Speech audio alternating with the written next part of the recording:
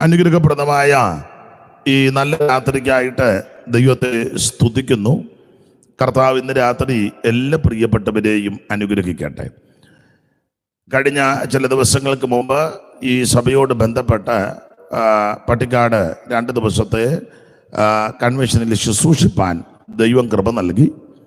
മാന്യ കർത്തൃദാസന്മാരെയും സഭയെയും ഓർത്ത് ദൈവത്തെ സ്തുതിക്കുന്നു. വീണ്ടും ഇങ്ങനൊരു അവസരം ഈ സ്ഥലത്ത് ദൈവത്താൽ ഒരുക്കപ്പെട്ടത് ഓർത്ത് ദൈവത്തെ മഹത്വപ്പെടുത്തുന്നു. ഉച്ചവരെയും ആരും വിളിക്കാതിരുന്നപ്പോൾ ഞാനോട് തന്നെ കൺവെൻഷൻ ഇല്ലായിരിക്കുമെന്ന്. സാധാരണ കൺവെൻഷന് ഡേറ്റ് പറയുന്ന ഒരു തലേന്നോ രാവിലെയൊക്കെ ഒന്ന് വിളിക്കുക പതിവാപ്പ്. ഇവിടുന്ന് വിളി വന്നില്ല. അപ്പോൾ ഓർത്ത് തന്നെ കൺവെൻഷൻ കാണുകയല്ലോ. പിന്നെ ഞാൻ ഇങ്ങോട്ട് വിളിച്ച് ചോദിച്ചു കൺവെൻഷൻ ഉണ്ടോ എന്ന്. അപ്പം പറഞ്ഞു കൺവെൻഷൻ അതാ കൺവെൻഷൻ ഉണ്ടെന്ന് പറഞ്ഞു. ഞാനും പറഞ്ഞതാ ചില താമസെന്നേ ഉള്ളു. അപ്പം അങ്ങനെ പ്രാർത്ഥനയോടെ വരുവാൻ ദൈവം കൃപ നൽകി. ദൈവം നിങ്ങളെ എല്ലാവരെയും അനുഗ്രഹിക്കട്ടെ. അല്പം വൈകി പോയതിൽ സദയം ക്ഷമിക്കണം. നിങ്ങളുടെ സമയം അധികം കവർന്നെടുക്കത്തില്ല. ദൈവവചനത്തിൽ നിന്ന് ചില കാര്യങ്ങൾ ചിന്തിക്കാം. ഞാൻ വണ്ടിക്കകത്തിരുന്ന് വളരെ ഭാരപ്പെട്ടാണ് വന്നത്. സമയം പോയല്ലോ എന്നുള്ള വലിയ മനോഭാരത്തോടാണ് വന്നത്. സഹോദരന്മാരോട് ഞാൻ അല്പം പരുഷമായിട്ടങ്ങ് ഇടപെട്ടു. ദൈവത്തിൻ്റെ മഹത്വം. കാരണം നിങ്ങൾ 5 മണിക്കും 5:30ക്കും ഒക്കെ വന്നവരിവിടെ ഉണ്ട്. അപ്പം പിന്നെ അത് ദീർഘമായി പോയാൽ അത് പല ബുദ്ധിമുട്ടുകളുണ്ട്. എങ്കിലും ദൈവം ഈ സമയത്ത് കൊണ്ടുവന്നു. അതിനായി ദൈവത്തിൻ്റെ മഹത്വം. ദീർഘമായിട്ട് നിങ്ങളുടെ സമയം കവർന്നെടുക്കുന്നില്ല. വായിച്ച തിരുവെടുത്ത് ഒരിക്കൽ കൂടി വായിച്ച് സഹായിക്കണം. ഏത് ഭവനവും ചമപ്പാൻ ഒരാൾ വേണം. സർവവും ചമച്ചവൻ ദൈവം തന്നെ. വളരെ പരിചിതമായ ഒരു തിരുവെടുത്താണ് എബ്രായ ലേഖനം. നമുക്കറിയാം, ലേഖനങ്ങളുടെ കൂട്ടത്തിൽ ഈടുറ്റ ലേഖനമാണ്. ഇതിലെ പ്രതിപാദ്യ വിഷയം ഏറെ നല്ലത്. പ്രതിപാദ്യ പുരുഷൻ കർത്താവായ യേശു, എല്ലാവരിലും ശ്രേഷ്ഠനാകുന്ന യേശു ക്രിസ്തു. അവിടുന്ന് ദൂതന്മാരെക്കാൾ ശ്രേഷ്ഠൻ, അപ്പോസ്തോലന്മാരെക്കാൾ ശ്രേഷ്ഠൻ, സ്വർഗത്തേക്കാൾ ശ്രേഷ്ഠൻ, മോശയിലും ശ്രേഷ്ഠൻ. അങ്ങനെ യേശുക്രിസ്തുവിൻ്റെ ശ്രേഷ്ഠതയാണ് ഓരോ അധ്യായത്തിലും രേഖപ്പെടുത്തിയിരിക്കുന്നത്. ആ ഭാഗത്തേക്കൊന്നും പോകുന്നില്ല. നമുക്കറിയാം, ഇന്ന് രാത്രി ആ ശ്രേഷ്ഠനാകുന്ന കർത്താവാകുന്ന ക്രിസ്തു നമ്മുടെ നടുവിലുണ്ട്.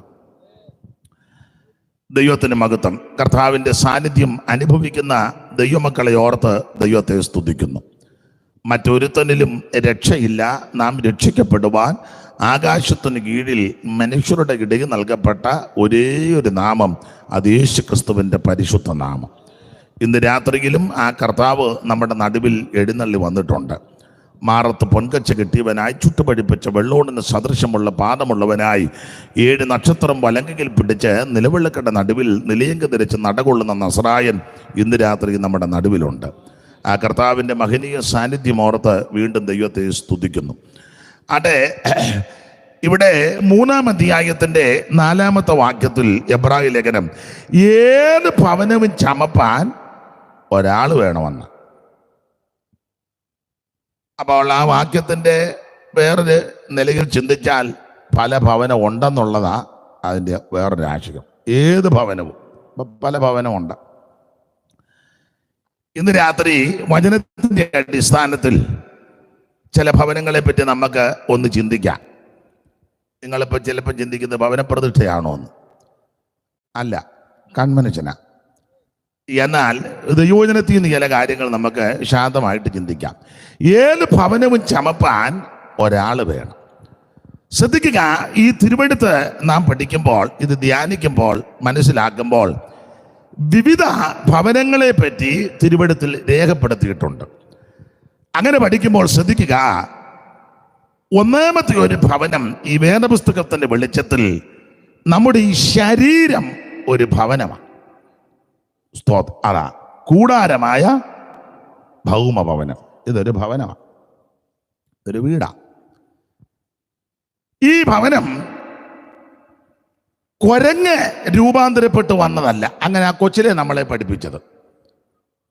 പള്ളിക്കൂടത്തിൽ പോയ സമയത്ത് പാഠപുസ്തകത്തിലെ കുരങ്ങിൻ്റെ പടം വെച്ചാണ് നമ്മളെ പഠിപ്പിച്ചത്.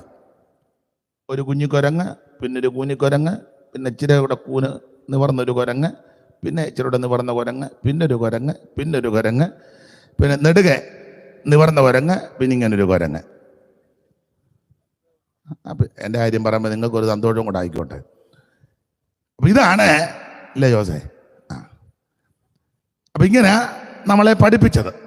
അല്ല, അത് പഠിക്കണമായിരുന്നു. അത് പഠിച്ചെങ്കിൽ അടുത്ത ക്ലാസ്സിലോട്ട് പിന്നെ ഒന്നും വിശ്വസിക്കുന്നില്ല, വേറെ ദിവസത്തിൽ അങ്ങനെല്ലാം പറഞ്ഞ് എഴുതി വെച്ചാൽ താരന്മാർ അംഗീകരിക്കുകയല്ല. അപ്പം അത് സ്കൂളിലെ പഠിത്തമാണ്. അത് പഠിച്ച് എഴുതിയേ ഒക്കൂ. നമ്മളെല്ലാം പഠിച്ച് എഴുതിയതാ. അത് ലോകത്തിൻ്റെ പഠിത്തമാണ്. എന്നാൽ ഇത് കുരങ്ങ് രൂപാന്തരപ്പെട്ട് വന്നതല്ല. ഈ പുസ്തകം പഠിപ്പിക്കുന്നത് അതങ്ങനെ തന്നെ സർവജ്ഞനായ ദൈവമാണ് ഈ ഭവനം സൃഷ്ടിച്ചത്. സ്തോത്രം, ദൈവം സൃഷ്ടിച്ചതാണ്. എന്നാൽ ചിലയിടങ്ങളിൽ യോഗത്തിനൊക്കെ ചെന്ന് പ്രസംഗിച്ചുകൊണ്ടിരിക്കുമ്പോഴും ആ യോഗത്തിനുള്ള ചിലരുടെ ഇരിപ്പ് കണ്ടാൽ ചിലപ്പോൾ എനിക്ക് തോന്നും ഡാർവിൻ പറഞ്ഞതാ ശരിയാ. ഞാൻ നോട്ടോ ഇരിപ്പും കാണുമ്പോൾ ഒരു സന്തോഷവും ഇല്ല, ചൈതന്യവും ഇല്ല. സ്തോത്രം, മരത്തേലിരിക്കുന്നില്ലെന്നേ ഉള്ളൂ, കസേരയിലാന്നേ ഉള്ളൂ. പക്ഷേ ചിലരുടെ ഇരിപ്പ് കാണുമ്പോൾ, എല്ലാവരുടെയും കാര്യമല്ല, ചിലരുടെ ഇരിപ്പ് കാണുമ്പം പുള്ളി പറഞ്ഞതാ. അതിന് മലയാളത്തിൽ ഉൾപ്രേക്ഷ എന്ന് പറയും. മറ്റൊന്നിൻ ധർമ്മയോഗത്താൽ അത് താനല്ലയോ ഇത്. അതാ ഡാർവിൻ പറഞ്ഞത് തന്നെയാ. മറ്റൊന്നിൻ ധർമ്മയോഗത്താൽ അത് താനല്ലയോ ഇത് എന്ന് വർണ്ണ്യത്തിൽ ആശങ്ക. ആരാണ്ട് ഇവിടെ പറഞ്ഞു ചൊല്ലിക്ക്. ബാക്കി കൂടെ ചൊല്ലു. ഇത്രയും പിന്നെ ഇവിടുന്ന് പഠിച്ചു. ക്ലാസ്സിനെ ശ്രദ്ധിച്ചായിരുന്നു. ഉള്ളതാട്ടെ.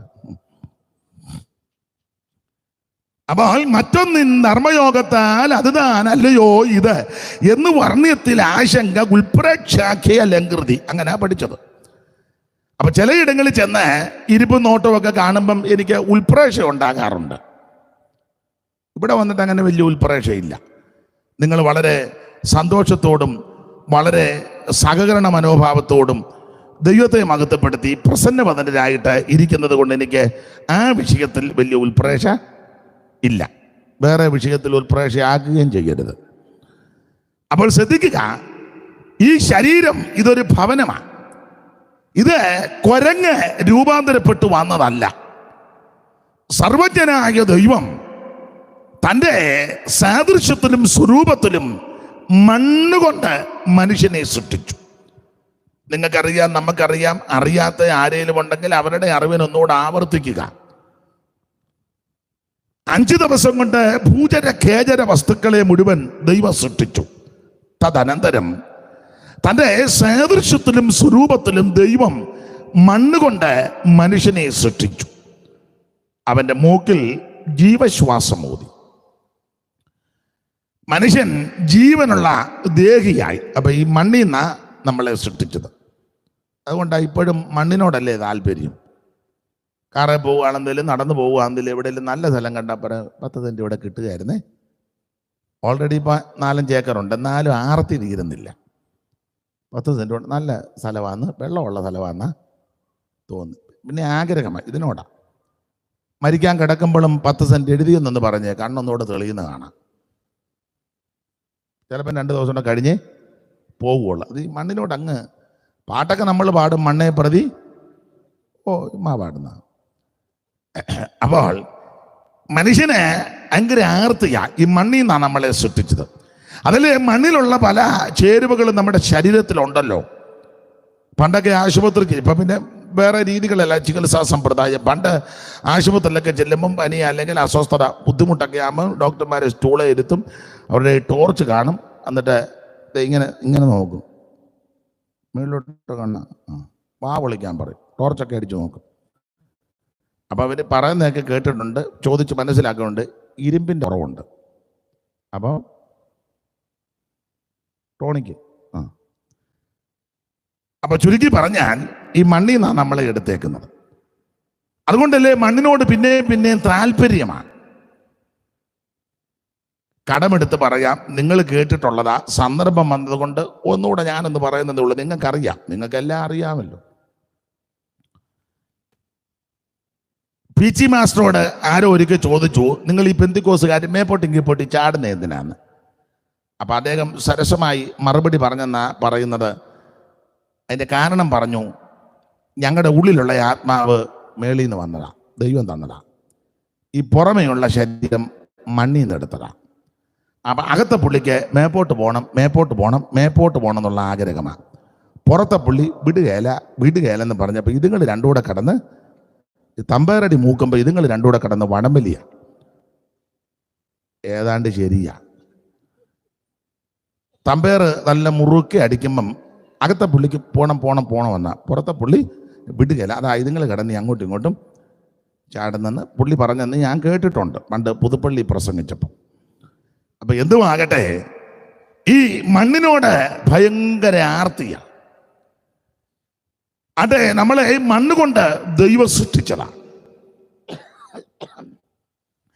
5 ദിവസം കൊണ്ട് ഈ കാണുന്ന സകല ചരാചരങ്ങളെയും ദൈവം സൃഷ്ടിച്ചു, എല്ലാം നല്ലതെന്ന് കണ്ടു.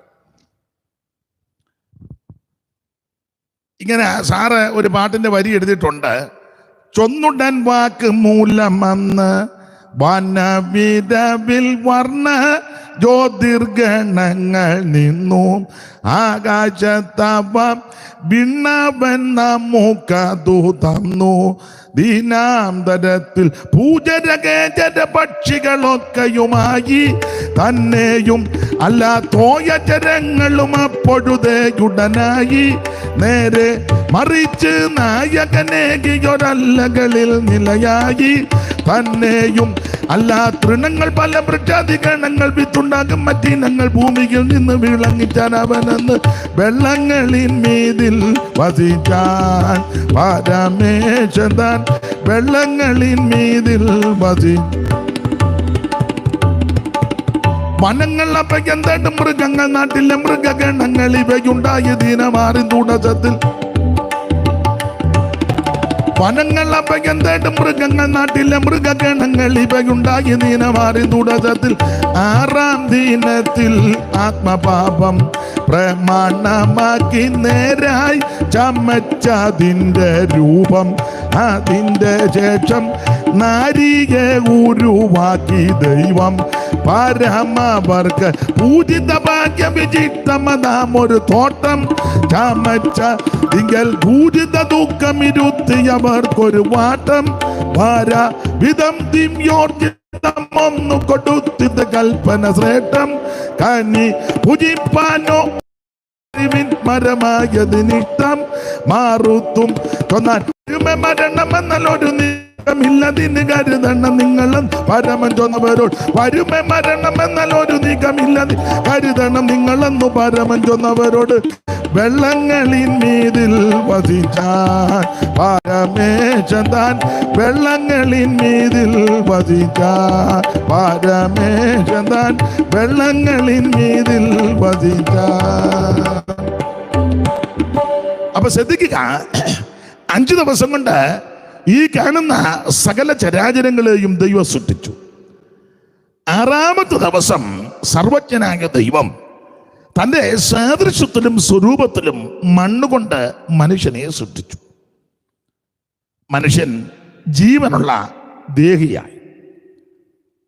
ഞാൻ സാധാരണ മരണവീടുകളിലൊക്കെ പറയാറുണ്ട്, നിങ്ങൾക്കും അറിവുള്ള വാക്യമാ. ഇസ്രായേലിൻ്റെ പ്രഥമ മഹാപുരോഹിതനാകുന്ന അഹരോൻ മരിച്ചപ്പോൾ അഹരോന്റെ നിര്യാണത്തോടുള്ള ബന്ധത്തിൽ ഇസ്രായേൽ ഭാരപ്പെട്ട് വിലപിച്ച സന്ദർഭത്തിൽ അഹരോന്റെ അനുജനാകുന്ന പടയനിയമത്തിന്റെ മധ്യസ്ഥനാകുന്ന മോശ പ്രാർത്ഥിച്ച വിലപ്പെട്ട പ്രാർത്ഥനയാണല്ലോ 90-ാം സങ്കീർത്തനം. ആ സങ്കീർത്തനത്തിന്റെ 5-ാമത്തെ വാക്യത്തിൽ നമുക്കറിവുള്ള ഒരു പ്രധാനപ്പെട്ട വാക്യമാണ്, നീ അവരെ ഒഴുക്കിക്കളയുന്നു. അങ്ങനെ നീ അവരെ ഒഴുക്കിക്കളയുന്നു. എന്തൊഴുക്കി കളയുന്നു, എങ്ങോട്ടൊഴുക്കി കളയുന്നു, അത് വിസ്തരിക്കുന്നില്ല, നിങ്ങൾക്കറിയാം. ഇത് ഒരു പാത്രവും കൂടാ.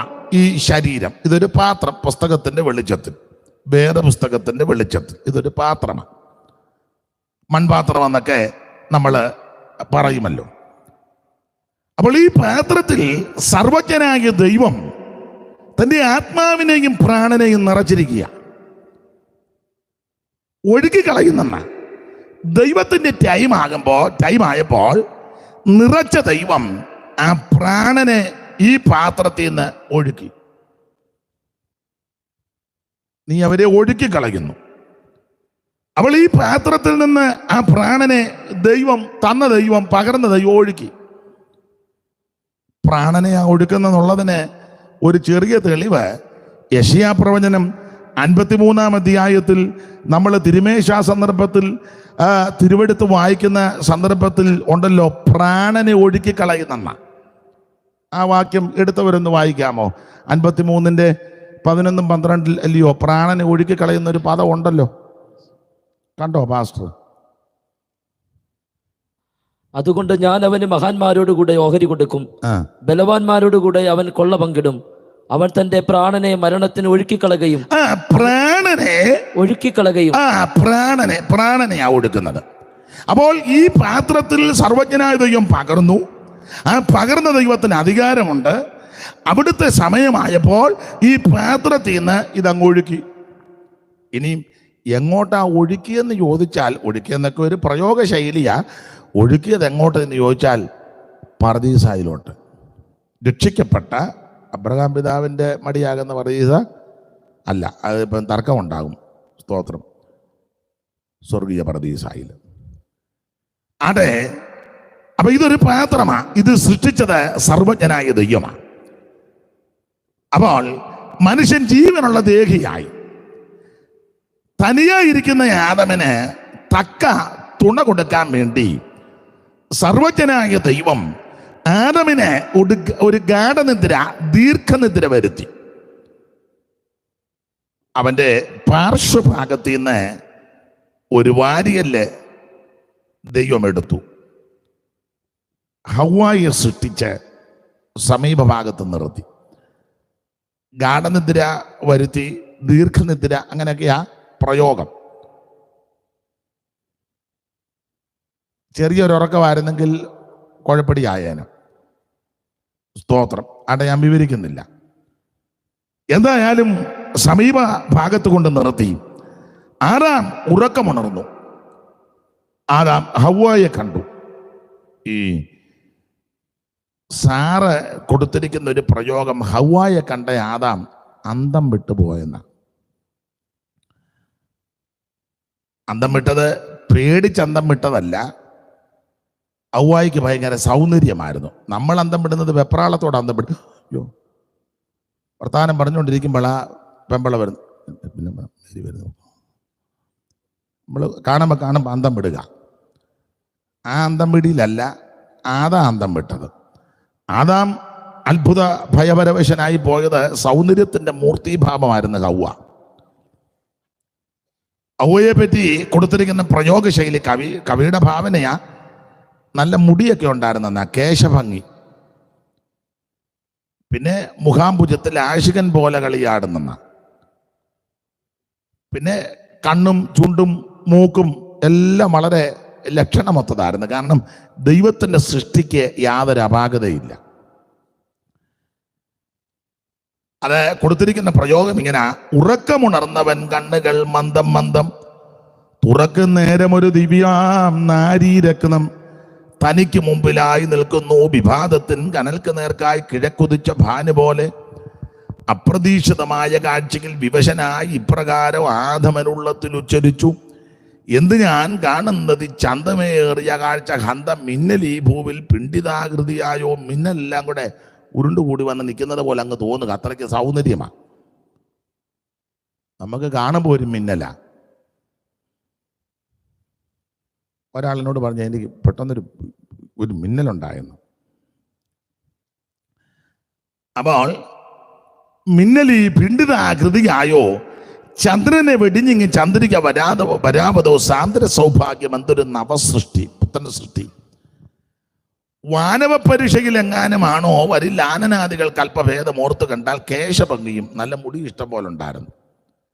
ഇപ്പോഴത്തെ മിക്ക ഔവാമാരും മുടി കണ്ടിച്ച് നടക്കുക. തെറ്റിദ്ധാരണ വരരുത്, അതിന് ക്ലിയർ ആക്കാം. ചില അസുഖങ്ങൾ വന്ന് ചില മാന്യ സഹോദരിമാരുടെ മുടി പോയവരുണ്ട്. അവരുടെ കാര്യമല്ല ഈ പറയുന്നത്. അതുപോലെ തീരാ രോഗങ്ങൾ വന്ന് ചികിത്സകൾക്ക് വിധേയപ്പെട്ട് മുടി നഷ്ടപ്പെട്ട പ്രിയപ്പെട്ടവരുണ്ട്. ദൈവം അവരെ വിടുവിക്കട്ടെ, സൗഖ്യമാക്കട്ടെ, ധാരാളം മുടി വീണ്ടും ദൈവം കൊടുക്കട്ടെ. എന്നാൽ ഒരു കുഴപ്പമില്ലാത്ത കുഞ്ഞുഞ്ഞമ്മ ഇതെല്ലാം കൂടെ വട്ടം കണ്ടിച്ച് നടക്കുന്നതാ ഞാൻ പറഞ്ഞത്. മനസ്സിലാകുന്നില്ലായിരിക്കും. ആട്ടെ. അപ്പോൾ ഹവ്വായിക്ക് ഇഷ്ടം പോലെ മുടിയുണ്ടായിരുന്നു. ഇനി വേറെ പുസ്തകത്തിൽ വേറൊരു ഉപദേശം കൂടെ അങ്ങ് പറയാം. ചിലരെ ഈ മുടിയെല്ലാം അഴിച്ചിട്ട് നടക്കുന്നവരുണ്ട്. ശുശ്രൂഷയ്ക്ക് വരുമ്പോഴും മുടി അഴിച്ചിട്ട് നടക്കുന്നവരുണ്ട്. സംഗീത ശുശ്രൂഷയ്ക്ക് പോകുന്ന ചിലരെല്ലാം അഴിച്ചിട്ട് ഇങ്ങനെ രക്ഷി നടക്കും പോലെ നടക്കുക. അതിനിപ്പോൾ പാറി പറത്തിയെല്ലായിട്ട് അങ്ങനെ നടക്കും. അതിന് വേറെ പ്രയോഗമൊക്കെയാ പറഞ്ഞിങ്ങനെ എന്തുവാന്നോ അങ്ങനെ പറഞ്ഞു. ഞാൻ വാക്യങ്ങൾ എടുപ്പിക്കുന്നില്ല, നിങ്ങൾ പരിജ്ഞാനമുള്ളവരുണ്ട്. അങ്ങനെ മുടി അഴിച്ചിട്ട് നടക്കാതിരിക്കുന്നതാ ദൈവമക്കൾക്ക് നല്ലത്. ലോകക്കാരുടെ കാര്യം പറയാൻ നമ്മൾ ആളല്ല. രക്ഷിക്കപ്പെട്ട് സ്നാനപ്പെട്ട് ആത്മനിറവിനെ പ്രാപിച്ച് തിരുമേശിയെടുത്ത് വേർപാട് പാലിച്ച് കൂട്ടായ്മയിൽ ആചരിക്കുന്ന മാന്യ സഹോദരിമാര് മുടി അഴിച്ചിട്ട് ഉള്ള മുടി അഴിച്ചിട്ട് നടക്കാതിരിക്കുന്നതാ നന്നും യോഗ്യതയും അല്ല. പുസ്തകത്തിലെ ക്രമം അതാ. പിന്നീട് വീട്ടിൽ പോയി വായിച്ചോ. സംഖ്യ 5 എന്തിനാ മുടി അഴിച്ചിടുന്നെന്നും മുടി അഴിച്ചിട്ട് വരേണ്ടത് എന്തിനാന്നും പരിശോധന എന്നാന്ന് സംഖ്യ 5 ഇപ്പം വായിക്കണ്ട മാമേ, വീട്ടിൽ പോയി വായിച്ചാൽ മതി. ആയിരുന്നു തപ്പുക. നേരത്തെ ഉണ്ടായിരുന്നില്ലേ 5 അധ്യായം. അപ്പൊ വിശേഷിച്ച് ഞാൻ പറയാനുണ്ട്, സംഗീത ശുശ്രൂഷയ്ക്കൊക്കെ വരുന്നവര് അതൊക്കെ വളരെ ശ്രദ്ധിക്കണം. സ്റ്റേജിൽ നിന്ന് പ്രസംഗിക്കുന്ന സഹോദരിമാരും വളരെ ശ്രദ്ധിച്ചോണം. സഹായത്തിന് വരുന്നവരും വളരെ ശ്രദ്ധിച്ചോണം. നിങ്ങൾ പിന്നീട് വായിച്ചു സംഖ്യ 5 എന്തിനാ അഴിച്ചിടുന്നെന്നും അതിൻ്റെ കാര്യം എന്നാന്നും എന്തോ പരിശോധനയ്ക്കാന്നും അതെന്തോ സ്ഥിരീകരിക്കാനാന്നൊക്കെ പുസ്തകത്തിൽ വാക്യമുണ്ട്. സ്തോത്രം. നിങ്ങൾ ചിന്തിക്കുക ഇതൊക്കെ എന്തിനാ കൺവേർഷന് പറയുന്നത്? എനിക്കിപ്പോൾ നിങ്ങളെ എല്ലാവരും കൂടി ഇപ്പോഴല്ലേ കിട്ടി, എല്ലാ വീട്ടിലും എന്ന് പറയാൻ എനിക്കൊക്കെ പോകും. അപ്പൊ ശ്രദ്ധിക്കുക. എന്തായാലും കൊള്ളാം, കേശഭംഗി എന്ന ലക്ഷണമൊത്ത ഒരു സ്ത്രീ രൂപമായിരുന്നു ഹവ്വ. കാരണം ദൈവം സൃഷ്ടിച്ചതാ, ഒരപാകതയില്ല. ഒരു കാര്യം പറയാം, ദൈവം എന്ത് ചെയ്താലും അതിനൊരു അപാകതയും വരികയില്ല, ഒരപാകതയും വരികയില്ല. മർക്കോസ് 7:37 വായിക്കുന്നത് നമുക്കറിയാം, നല്ല കൃത്യം വാക്യമാണ്. മർക്കോസ് 7:37 8 നേരെ മുകളിൽ കിടപ്പുണ്ട്. വെട്ടമുണ്ടോ വായിക്കാൻ? വായിച്ചേ. 7:37 8 നേരെ മുകളിൽ കിടപ്പുണ്ട്. അവൻ സകലവും നന്നായി ചെയ്തു. മതി, അത്ര മതിയല്ലോ. അവൻ സകലതും നന്നായി ചെയ്തു. ഇന്ന് രാത്രി നന്നായി ചെയ്യുന്ന കർത്താവ് നമ്മുടെ നടുവിലുണ്ട്. നിന്റെ വിഷയങ്ങളെല്ലാം നന്നായി ചെയ്തു തരുവാൻ യേശു വിശ്വസ്തനാ. നീ ഭാരപ്പെടുന്ന വിഷയങ്ങളെല്ലാം നന്നായി ചെയ്തു തരുവാൻ നമ്മുടെ കർത്താവ് വിശ്വസ്തനാ. അവൻ സകലതും നന്നായി എന്ത് ചെയ്താലും അതിന് അപാകതയില്ലെന്നുള്ളതാ. പണ്ട് കേട്ടിട്ടുള്ള കഥയാ, ഒരു കഥയാണേ. ഈ ഹൈന്ദവ പുരാണമൊക്കെ പഠിക്കുമ്പം സൃഷ്ടിക്കുന്നയാള് ബ്രഹ്മാവാന്ന. സൃഷ്ടി സ്ഥിതി സംഹാരം കഥയാന്നേ. അപ്പം ഒരു വ്യക്തി ഒരിക്കൽ ചെന്ന് ബ്രഹ്മാവിനോട് ചോദിച്ചെന്നാ പറയുന്നത്, ഇങ്ങേര് തന്നെ എല്ലാം അങ്ങ് സൃഷ്ടിച്ചുകൊണ്ടിരിക്കുക, ഞങ്ങൾ കൂടെ അവസരം തരണം. താൻ തന്നെ എല്ലാം അങ്ങ് സൃഷ്ടിച്ചാൽ അപ്പം പുള്ളി പറഞ്ഞു, നീ ചെയ്താ ഒക്കുകയല്ല, ഞങ്ങൾക്ക് അവസരം തരാതെ അങ്ങനെ ഒക്കുവോ ഇല്ലയോ എന്ന് തർക്കമായി കഴിഞ്ഞപ്പം അടുത്ത് നിന്ന സഹധർമ്മണി പറഞ്ഞ് അവനൊരു അവസരം കൊടുക്ക് എന്നും വന്ന് ചോദിക്കുകയല്ലേ. അപ്പോൾ പറഞ്ഞു, നീ എന്ത് തരുമെന്ന് സൃഷ്ടിച്ചേച്ച് വരാൻ. ഇവൻ പെട്ടെന്ന് ചെന്ന് സൃഷ്ടിച്ചത് മത്തങ്ങ, ഇത്ര വലിപ്പമുള്ളൂ താണ്ടിന്, എങ്ങും കയറ്റി ഇടാൻ നോക്കുകയല്ല. ചുവട് വിടാം, ഇത് ഓടി കാ ചെന്ന് കിടന്നത് അപ്പുറം ബേബിയുടെ പുരയിടത്തിലും. കാ പറിക്കാൻ ചെന്ന ബേബി കൊടുവാടിടേൻ്റെ അതിലേ കയറിയാൽ നിന്നെ വെട്ട് വന്നു. അവൻ തിരിച്ചു വന്ന് പറഞ്ഞ് അവൻ സമ്മതിക്കുന്നില്ല എൻ്റെ മത്തങ്ങ പറിക്കാൻ. അപ്പോൾ ചോദിച്ചു ചുവടെവിടെ? ചുവട് നമ്മുടെ അവിടെ. കായവിടെ? ആ എടാ, ഇതല്ലേ നിന്നോട് പറഞ്ഞ, നീ ചെയ്താ ഒക്കുകയില്ല, നീ പറഞ്ഞില്ലേ? ഉണ്ടെ പറഞ്ഞ് ആർക്കും തെറ്റുപറ്റാ ഒരവസരവും കൊടുത്താ. അതിനെ പുള്ളി പറഞ്ഞില്ലേ, തരത്തില്ല, നീ ചെയ്താൽ ശരിയാകുകയല്ല, പോ. അപ്പം പുള്ളിക്കാർ പറഞ്ഞ് അവനൊരവസരം കൂടെ കൊടുക്കും.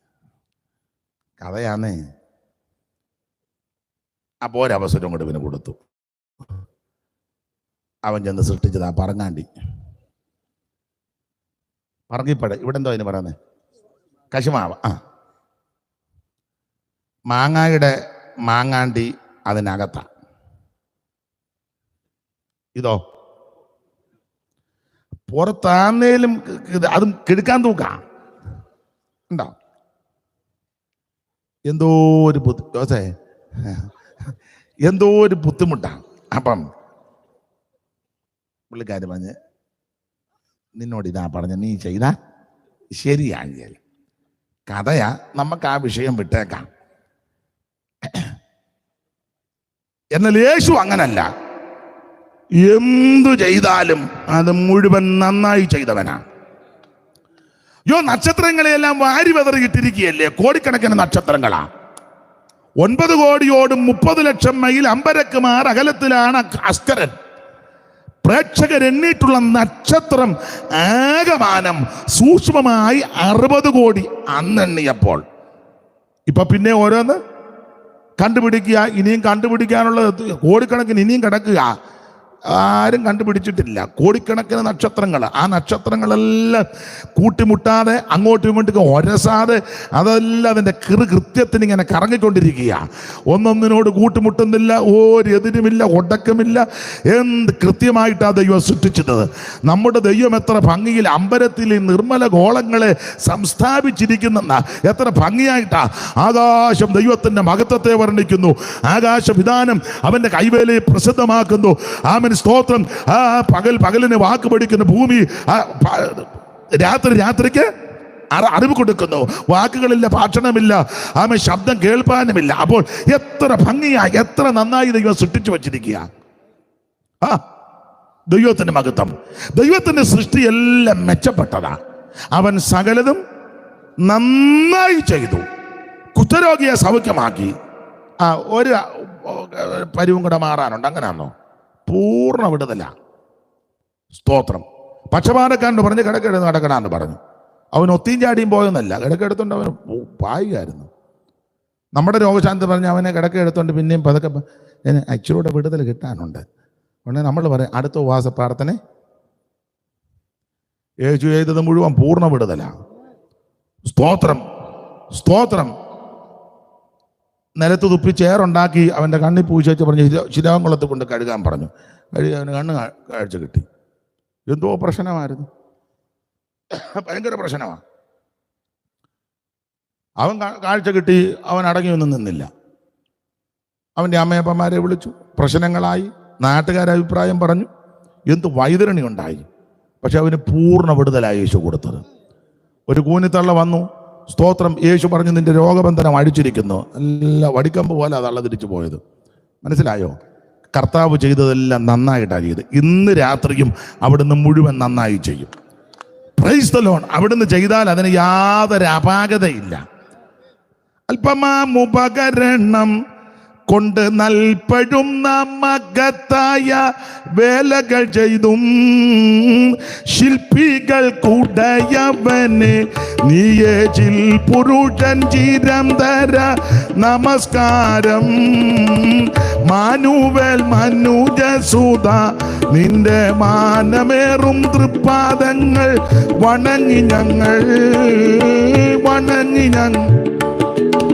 മംഗളമോതിടും നീതാ നിത്യമഹിമയുണ്ടായിടട്ടെ നിനക്കുനാഥാ മാനുവേൽ മനുജസുതാ. അവിടുന്ന് ചെയ്താൽ എല്ലാം നന്നായി ചെയ്യും. ദൈവത്തിന്റെ മഹത്വം. എന്ത് ചെയ്താൽ അതെ. അപ്പോൾ ദൈവത്തിന്റെ സൃഷ്ടിയാണ് മനുഷ്യൻ. ആനമനെ സൃഷ്ടിച്ചു. തനിയെ ഇരിക്കുന്ന ആനമനെ തക്ക തുണ കൊടുക്കാൻ വേണ്ടി ഹവ്വായെ സൃഷ്ടിച്ചു ദൈവം തോട്ടത്തിലാക്കി. ആട്ടെ, ബാക്കി ഭാഗം ആ ഭാഗത്തേക്ക് പോകുന്നില്ല. അപ്പോൾ ഈ ശരീരം ഇത് ഒരു ഭവനമാണ്. ഇത് സർവജ്ഞനായ ദൈവം സൃഷ്ടിച്ചതാണ്. എന്തിനായി ഈ ശരീരം, ഈ ഭവനം ദൈവം ഈ ഭൂമിയിൽ ആക്കി വച്ചിരിക്കുന്നത്? ഈ ശരീരം കൊണ്ട് നാം ദൈവത്തെ മഹത്വപ്പെടുത്തണം. നിങ്ങളുടെ അവയവങ്ങളെ അനീതിയുടെ ആയുധങ്ങളാക്കാതെ നീതിയുടെ ആയുധങ്ങളായി ദൈവത്തിന് സമർപ്പിക്കണം. ഞാൻ എപ്പോഴും പറയും, ഇതിനകത്ത് വെച്ചുകെട്ടും ഏച്ചുകെട്ടും ഒന്നും പാടില്ല.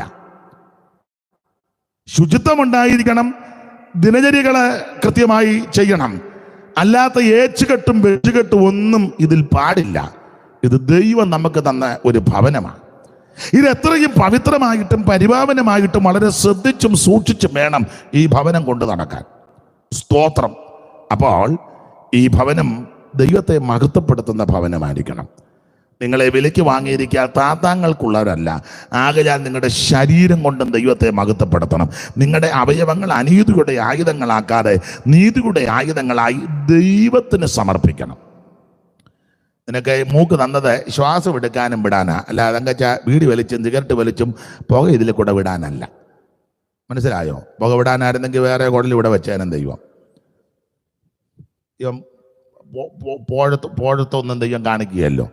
നിനക്ക് പുക വിടാനാന്ന് ഇവിടെ 2 കുടല് മേളു, ഒന്ന് അകത്തോട്ട് എടുക്കാനും ഒന്ന് അപ്പം ഇത് പുകയ്ക്കുള്ളതല്ല. ഈ മൂക്കിൻ്റെ 2 ദ്വാരം നിനക്ക് ദൈവം തമ്പരുന്ന ശ്വാസം ശ്വസിക്കാനും ഉച്ഛ്വസിക്കാനും ദൈവം തന്നിരിക്കുന്നതാണ്. മനസ്സിലായോ?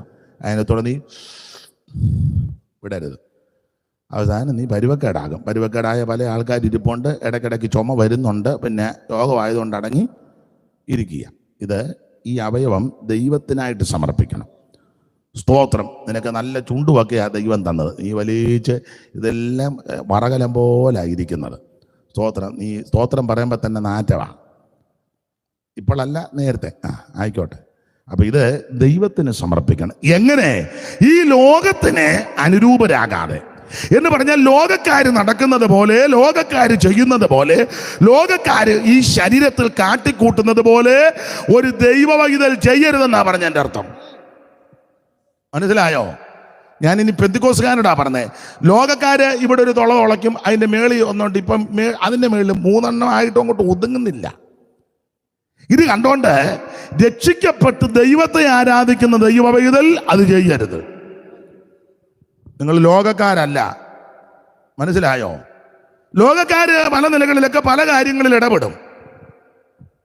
വിവാഹത്തിനൊക്കെ ലോകക്കാര് പല നിലകളിലൊക്കെയാണ് ഇടപെടുന്നത്. ഇപ്പൊ ലോകക്കാരെക്കാളും കഷ്ടമായിട്ടാ നമ്മുടെ ചില ആൾക്കാരും. അത് പാടില്ല. നാം താത്താങ്കൾക്കുള്ളവരല്ല, നാം ദൈവത്തിനുള്ളവരാ. എങ്ങനെ? ഈ ലോകത്തിന് അനുരൂപരാകാതെ. ഈ കൃപയിൽ വരുന്നതിന് മുന്നേ നമ്മൾ ലോകത്തിന്റെ ഇഷ്ടമനുസരിച്ചാണ് ജീവിച്ചത്. എഫേസ്യ ലേഖനം 2-ാം അധ്യായത്തിന്റെ 2-ാം വാക്യം ഒന്ന് വായിച്ചു. എഫേസ്യ ലേഖനം 2-ാം അധ്യായത്തിന്റെ 2-ാം വാക്യം. അവയിൽ നിങ്ങൾ മുമ്പേ ഈ ലോകത്തിന്റെ കാലഗതിയെയും അവയിൽ നിങ്ങൾ മുമ്പേ ഈ ലോകത്തിന്റെ കാലഗതിയെയും ആകാശത്തിലെ അധികാരത്തിനും അനുസരണക്കേടിന്റെ മക്കളിൽ ഇപ്പോൾ വ്യാപരിക്കുന്ന ആത്മാവിന് അധിപതിയായവനെ അനുസരിച്ച് നടന്നു. അവരുടെ ഇടയിൽ നാം എല്ലാവരും മുൻപേ നമ്മുടെ ജഡമോഹങ്ങളിലാണ് നമ്മൾ നടന്നത് നേരത്തെ. ഇപ്പൊ നാം ദൈവമക്കളാ. കാൺമീൻ, നാം ദൈവമക്കളെന്ന് വിളിക്കപ്പെടുവാൻ പിതാവ് ഇത്ര വലിയ സ്നേഹം നമുക്ക് തന്നിരിക്കുന്നു. അങ്ങനെ തന്നെയാ. അപ്പൊ അങ്ങനെ ദൈവമക്കളായ ഈ നാം, ആ പദവിയിലെത്തിയ നാം ലോകക്കാരെ പോലെ നടക്കുകയും എടുക്കുകയും പ്രവർത്തിക്കുകയും ഇടപെടുകയും ചെയ്യരുതെന്നായി പറഞ്ഞത്. സ്തോത്രം. ഇത് ഒരു ഭവനമാണ്. ഈ ഭവനത്തെ സൂക്ഷിക്കണം. ഇത് ദൈവം സൃഷ്ടിച്ചതാണ്. എത്രയും പവിത്രമായിട്ട് പരിപാവനമായിട്ട് ശ്രദ്ധിച്ച് സൂക്ഷിച്ച്. ഞാനെന്നുമ്പോൾ ഒരു കാര്യം ചുരുക്കം, നമ്മുടെ ആൾക്കാർക്ക് അത്രയും ഒരു അറിവില്ലാത്തതുകൊണ്ടായിരിക്കാം, വളരെ അത്യാവശ്യമായ ശുചിത്വം. നിങ്ങളെല്ലാവരും അംഗീകരിക്കത്തില്ലെന്ന് എനിക്കറിയാം. എന്നും കുളിക്കണം. ഇപ്പം പാസ്റ്റർമാർ ചോദിക്കാൻ എന്നെ അങ്ങനെ പറഞ്ഞു, ധാരാളം എണ്ണമുണ്ട്. ഇപ്പം അതും ഇതുമൊക്കെ അടിക്കുന്ന കൊണ്ട് നിങ്ങളെ ഹൈന്ദവരായ സ്നേഹിതന്മാരെ നിങ്ങൾ ശ്രദ്ധിച്ചേ. അവര് കുളിക്കാതെ ക്ഷേത്രത്തിൽ പോകുകയല്ല. ആചാരമാണ്, ചിട്ടയാ, വ്യവസ്ഥയല്ല. പ്രായമുള്ള 90 എന്ന വല്യമ്മ തള്ളയാന്തേലും വെളുപ്പിനെ കുളിച്ചേച്ചേ അമ്പലത്തിൽ പോകും. നമുക്ക് അങ്ങനെയുള്ള ഉപദേശങ്ങളൊന്നും പറയാത്തത് കൊണ്ടായിരിക്കാം. ഒരു കാര്യം പറയാം, ആന്തരിക ശുദ്ധിയും ബാഹ്യശുദ്ധിയും ദൈവത്തിന് ഇഷ്ടമാണ്. രണ്ടും ദൈവത്തിന് ഇഷ്ടമാണ്. നമ്മൾ കൂടുതലും ആന്തരിക ശുദ്ധിക്ക് ആ പ്രാധാന്യം കൊടുക്കുന്നത് അത് വളരെ അത്യാവശ്യമാണ്. പക്ഷേ ബാഹ്യശുദ്ധിയും ദൈവത്തിന് ഇഷ്ടമാണ്. ആവർത്തന പുസ്തകത്തിൽ വാക്യമുണ്ടല്ലോ, 23:14 ഒക്കെ വായിക്കുമ്പോൾ, യഹോവയാകുന്ന ഞാൻ നിന്റെ പാളയത്തിൽ കൂടെ വരുമ്പോൾ നിന്റെ പാളയത്തിൽ വല്ല വൃത്തികേടും കണ്ടാൽ ഞാൻ പാളയം വിട്ടുപോകുമെന്ന ദൈവദാസന വാക്യം കണ്ടെങ്കിൽ ഒന്ന് വായിച്ചേ. ആവർത്തന പുസ്തകം 22-ാം അധ്യായത്തിലല്ലയോ, യഹോവയാകുന്ന ഞാൻ നിന്റെ പാളയത്തിൽ കൂടി വരുമ്പോൾ നിന്റെ പാളയത്തിൽ വല്ല വൃത്തികേടും കണ്ടിട്ട് ഞാൻ നിന്റെ പാളയം വിട്ടുപോകാതിരിക്കാൻ നിന്റെ പാളയം എപ്പോഴും വെടിപ്പുള്ളതായിരിക്കണമെന്ന ആ വാക്യം കണ്ടെങ്കിൽ ഒന്ന് എടുത്ത് വായിച്ച് സഹായിക്കണമെന്ന് ഓർപ്പിക്കുന്നു. ദൈവത്തിന് മഹത്വം. കണ്ടോ വാക്യം? കണ്ടോ? 23:14 അത് തന്നെ. വായിച്ചോ. നിന്റെ ദൈവമായ യഹോവ നിന്നെ രക്ഷിപ്പാനും. ശ്രദ്ധിച്ചേ, നിന്റെ ദൈവമായ യഹോവ നിന്നെ രക്ഷിപ്പാനും ശത്രുക്കളെ നിനക്ക് ഏൽപ്പിച്ചു തരുവാനും നിന്റെ പാളയത്തിന്റെ മധ്യേ നടക്കുന്നു എന്ന് പറഞ്ഞ രണ്ട് കാര്യങ്ങൾക്ക് വേണ്ടി ദൈവം നടകൊണ്ടിരിക്കുക. ഒന്ന്, അവൻ ശത്രുക്കളെ നിനക്ക് ഏൽപ്പിച്ചു തരും. രണ്ട്, നിന്നെ രക്ഷിപ്പാൻ. ഇന്ന് രാത്രി നിന്നെ രക്ഷിക്കുവാൻ, വിടുവിക്കുവാൻ, വീണ്ടെടുക്കുവാൻ, വിടുതൽ തരുവാൻ യഹോവയാകുന്ന ദൈവം നമ്മുടെ നടുവിൽ കൂടെ ഉലാവിക്കൊണ്ടിരിക്കുക. കർത്താവ് തന്നെ പറഞ്ഞ 2-3 പറഞ്ഞ നാമത്തിൽ എവിടെ കൂടിയാലും ഞാൻ അവരുടെ നടുവിലുണ്ട്. അപ്പൊ രണ്ട് കാര്യത്തിന് ദൈവം അവിടെ വെളിപ്പെടുന്ന, ഒന്ന് നിന്നെ രക്ഷിപ്പാൻ, രണ്ട് ശത്രുക്കളെ നിന്റെ കയ്യിൽ ഏൽപ്പിച്ചു തരുവാൻ. നിന്റെ പാളയത്തിന്റെ മധ്യേ നടക്കുന്നു. നിന്റെ പാളയത്തിന്റെ മധ്യേ ഞാൻ നടക്കുന്നു. നിങ്ങൾ വൃത്തികേട് കണ്ടിട്ട് അവൻ നിന്നെ വിട്ടകലാതിരിപ്പാൻ. ദൈവം നിന്നെ വിട്ടകലാതിരിപ്പാൻ. പാളയം ശുദ്ധിയുള്ള, നിന്റെ പാളയം എപ്പോഴും ശുദ്ധിയുള്ളതായിരിക്കണം. ഇത് ആത്മീകമായിട്ടും വ്യാഖ്യാനിക്കാം, ഭൗമികമായിട്ടും ഒക്കെ വ്യാഖ്യാനിക്കണം. ഇവിടെ ഇസ്രായേലോട് ബന്ധപ്പെട്ട പാളയം അടിക്കുമ്പോൾ വൃത്തിയായിരിക്കണം പാളയം. ലക്ഷക്കണക്കിന് ജനം കിടക്കുകയല്ലയോ.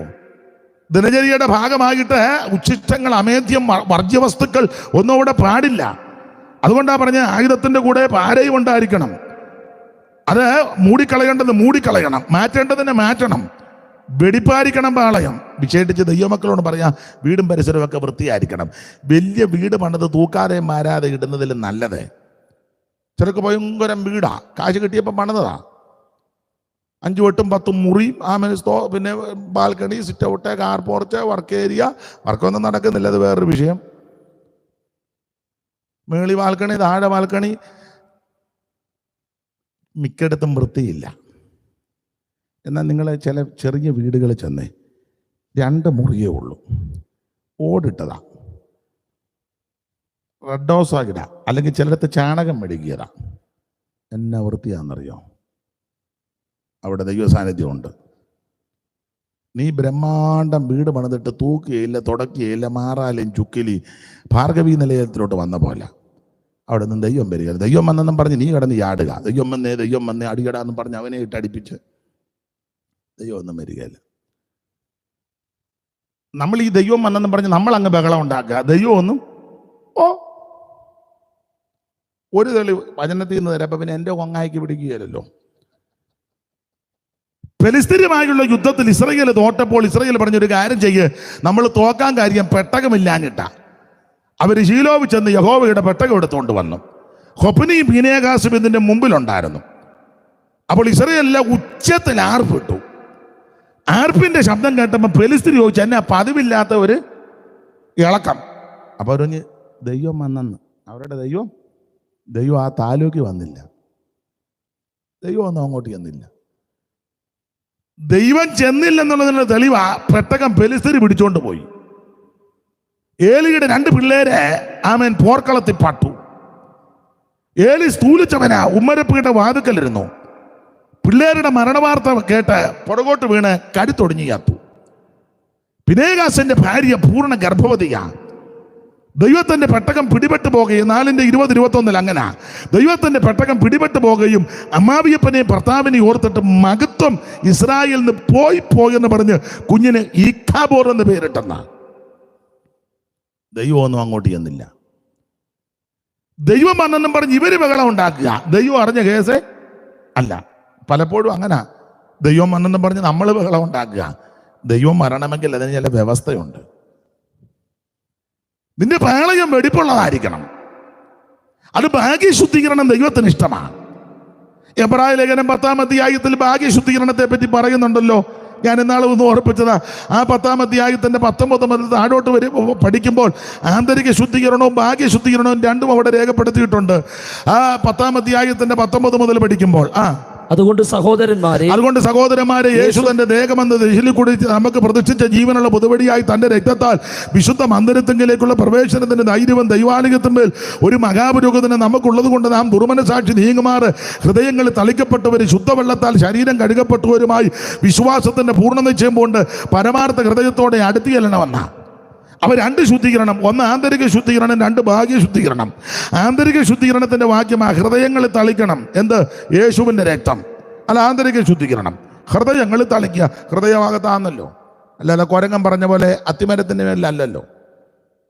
അയ്യോ, ഞാൻ വെളിയിൽ പോകുമ്പോൾ അങ്ങനെ ഹൃദയം കൊണ്ടുപോകില്ല. മുതലേ ചോദിച്ചു, പിന്നെ എവിടെ? അത്തിയുടെ മേളിൽ വെച്ചിട്ടുണ്ട്. നമുക്ക് തിരിച്ചു പോയി എടുക്കാം. തിരിച്ചു പോടും. അത്തിയുടെ കിഴി കൊണ്ട് നമുക്ക് കുരങ്ങൻ ചാടി മരത്തെ കയറി പോയാട്ടെന്ന് പറഞ്ഞു. അപ്പൊ ഹൃദയം അത്തിയുടെ മണ്ടയിലും മേശയ്ക്കകത്തും അല്ലല്ലോ, അകത്തല്ലേ, അകത്താ. അപ്പൊ ഹൃദയങ്ങളിൽ തളിക്കുക, അത് ആന്തരിക ശുദ്ധീകരണം. അടുത്തതുകൊണ്ട് ശുദ്ധവെള്ളത്താൽ ശരീരം കഴുകണം, അത് ഭാഗ്യ ശുദ്ധീകരണം. ഈ രണ്ട് ശുദ്ധീകരണവും ദൈവത്തിന് ഇഷ്ടമാണ്. അകവും പുറവും ഒരുപോലെ വെടിപ്പാക്കുന്നവരെ ദൈവത്തിന് ഇഷ്ടമാണ്. അകം വെടിപ്പാക്കുന്നവരെ ദൈവത്തിന് ഇഷ്ടമാ, പ്രിയമാ. എന്നാലും അകവും പുറവും കൂടെ ഒരുപോലെ ഒന്ന് വെടിപ്പാക്കുന്നവര് ദൈവത്തിന് കുറച്ചുകൂടെ പ്രിയമാ.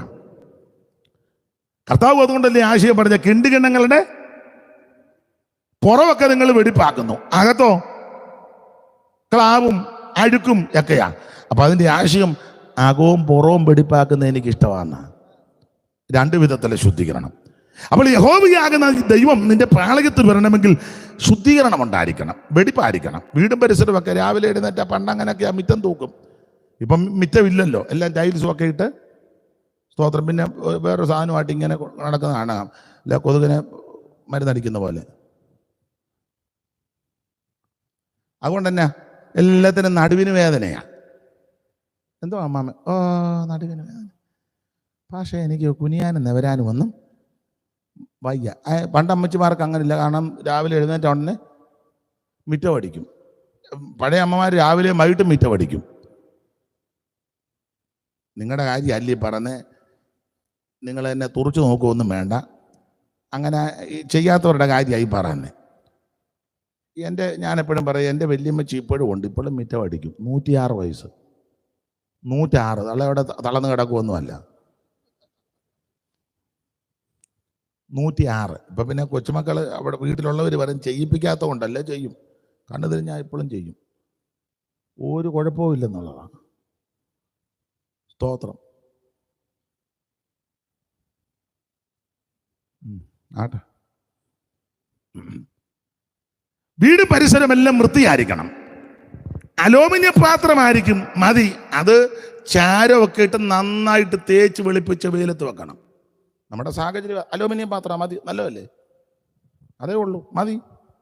പഴയ അമ്മമാരൊക്കെ അങ്ങനല്ലേ, രാവിലെ എഴുന്നേറ്റ് പാത്രമൊക്കെ തേച്ച് വെളുപ്പിച്ച് ആ വെയിലത്തോട്ടൊക്കെ ഒന്ന് വെക്കുന്ന കണ്ടിട്ടുണ്ട്. സ്തോത്രം. ആരോട് പറയാൻ? ഇപ്പം നിങ്ങൾ ചിന്തിക്കുക, തനിക്ക് എത്ര തണ്ണ വന്നാൽ താൻ വന്ന് തേച്ച് മടക്കി തരാൻ. നിങ്ങൾ പറയുന്നില്ലെന്നേ ഉള്ളൂ, അകത്തൊക്കെ അത് ചിന്തിച്ചിട്ടുണ്ട്. തേച്ച് മഴക്കാൻ വന്നാണോ എന്നാണ് ഇപ്പം എന്നെ ചോദിക്കുന്നത്. ഞാനൊരു കാര്യം പറഞ്ഞതേ ഉള്ളൂ. ആട്ടെ. വീട് പരിസരമെല്ലാം വൃത്തിയായിരിക്കണം. ശുചിത്വം അത് അത്യാവശ്യമാണ്. അതാ ഞാൻ പറഞ്ഞത്, ഹൈന്ദവരായ സ്നേഹിതരെ നിങ്ങൾ ശ്രദ്ധിച്ചേ, കുളിക്കാതെ ക്ഷേത്രത്തിൽ പോകില്ല. നമ്മുടെ ആൾക്കാർ എത്ര എണ്ണമാണ് കുളിക്കാതെ പള്ളി വരുന്നത്. വെളുപ്പിനെയൊക്കെ റോഡേ കൂടെ എല്ലാം പോകുന്ന കാണാൻ പതിച്ചു മുടി, മിക്കതും കുളിക്കാതായി പോകുന്നത്. അതെ, വിശ്വന്നോ?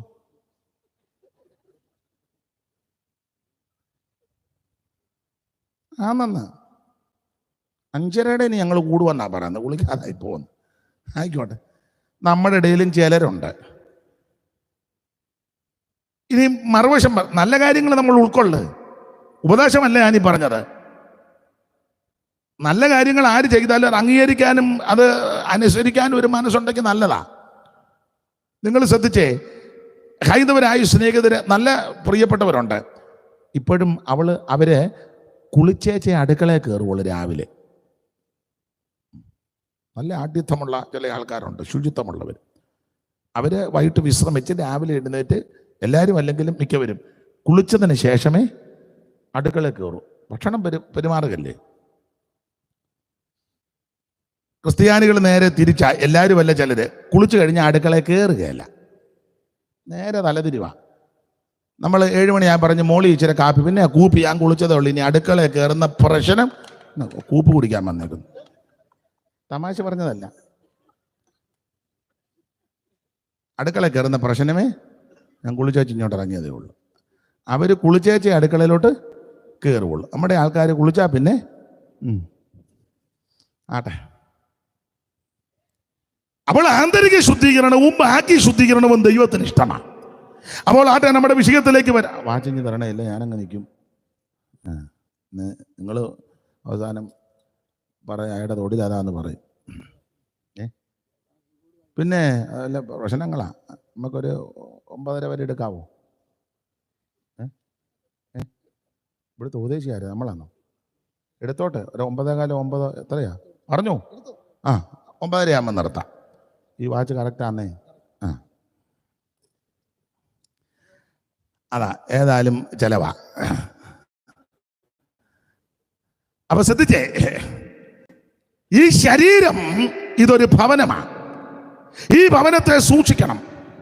ഇത് മദ്യത്തിന് നീ വിധേയപ്പെടുത്തരുത്. ആർക്ക് കലകം, ആർക്ക് കഷ്ടം, ആർക്ക് സങ്കടം.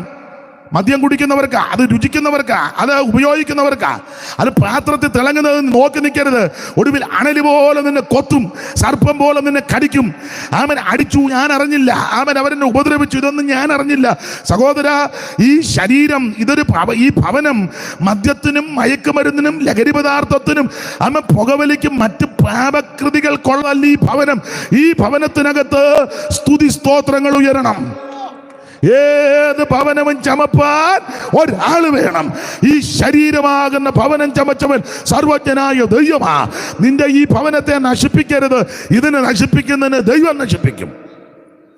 അതുകൊണ്ട് എന്നെ കേൾക്കുന്ന പ്രിയപ്പെട്ടവരോട് ഓർപ്പിക്കട്ടെ, മദ്യത്തിനും മയക്കുമരുന്നിനും ലഹരി പദാർത്ഥങ്ങൾക്കും മറ്റൊന്നിനും ഒരു പാപകൃതിക്കും ഇത് ഉപയോഗിക്കരുത്. ഇത് പവിത്രമായി, പാവനമായി, പരിപാവനമായി സൂക്ഷിക്കണം. കാരണം നമ്മുടേതല്ല, ദൈവത്തിൻ്റെതാണ്. എത്രയും ശ്രേഷ്ഠമായിരിക്കണം. ശുചിത്വവും അനിവാര്യമാണ്. അവിടെ ഞാൻ അധികം വിവരിക്കുന്നില്ല. അപ്പോൾ ഈ ശരീരം ഒരു ഭവനമാണ്. എന്നാൽ ഈ ഭവനത്തിന് അധികം നിലനിൽപ്പില്ല. ഈ ഭവനവും തകർന്നു പോകും. അതാണല്ലോ പത്രോസ് പറഞ്ഞിരിക്കുന്നത്, എൻ്റെ കൂടാരം പൊളിയുവാൻ അടുത്തിരിക്കുന്നത്. ഇത് പൊളിയും, ഇത് തുപ്പട മാറും. ഇത് മണ്ണിൽ നിന്ന് എടുത്തത് കൊണ്ട് മണ്ണിലോട്ട് ചേർക്കും, മണ്ണിലോട്ട് ചേരും. അങ്ങനെ ഇതിൻ്റെ കണക്ക്. അപ്പൊ ഈ ഭവനം സ്ഥിരമല്ല. ഇത് നശിച്ചു പോകും, ഇത് തകർന്നു പോകും, ഇത് തകളടിയാകും. ദൈവത്തിന് മഹത്വം. എപ്പോഴാ? അതിന് ലക്ഷണങ്ങളുണ്ട്. പക്ഷേ അത് എപ്പോഴാന്ന് ചോദിച്ചാൽ അതിന് ലക്ഷണങ്ങൾ ഉണ്ട്. അറിയാവില്ല ലക്ഷണം. ദൈവദാസൻ എന്ന് വായിച്ച് അതിൻ്റെ ലക്ഷണങ്ങൾ സഭാപ്രസംഗിയിലുണ്ടല്ലോ, ലക്ഷണങ്ങളെല്ലാം. സ്തോത്രം. വായിച്ചോ, പെട്ടെന്ന് വായിച്ചോ. സഭാപ്രസംഗി 12 എടുക്ക.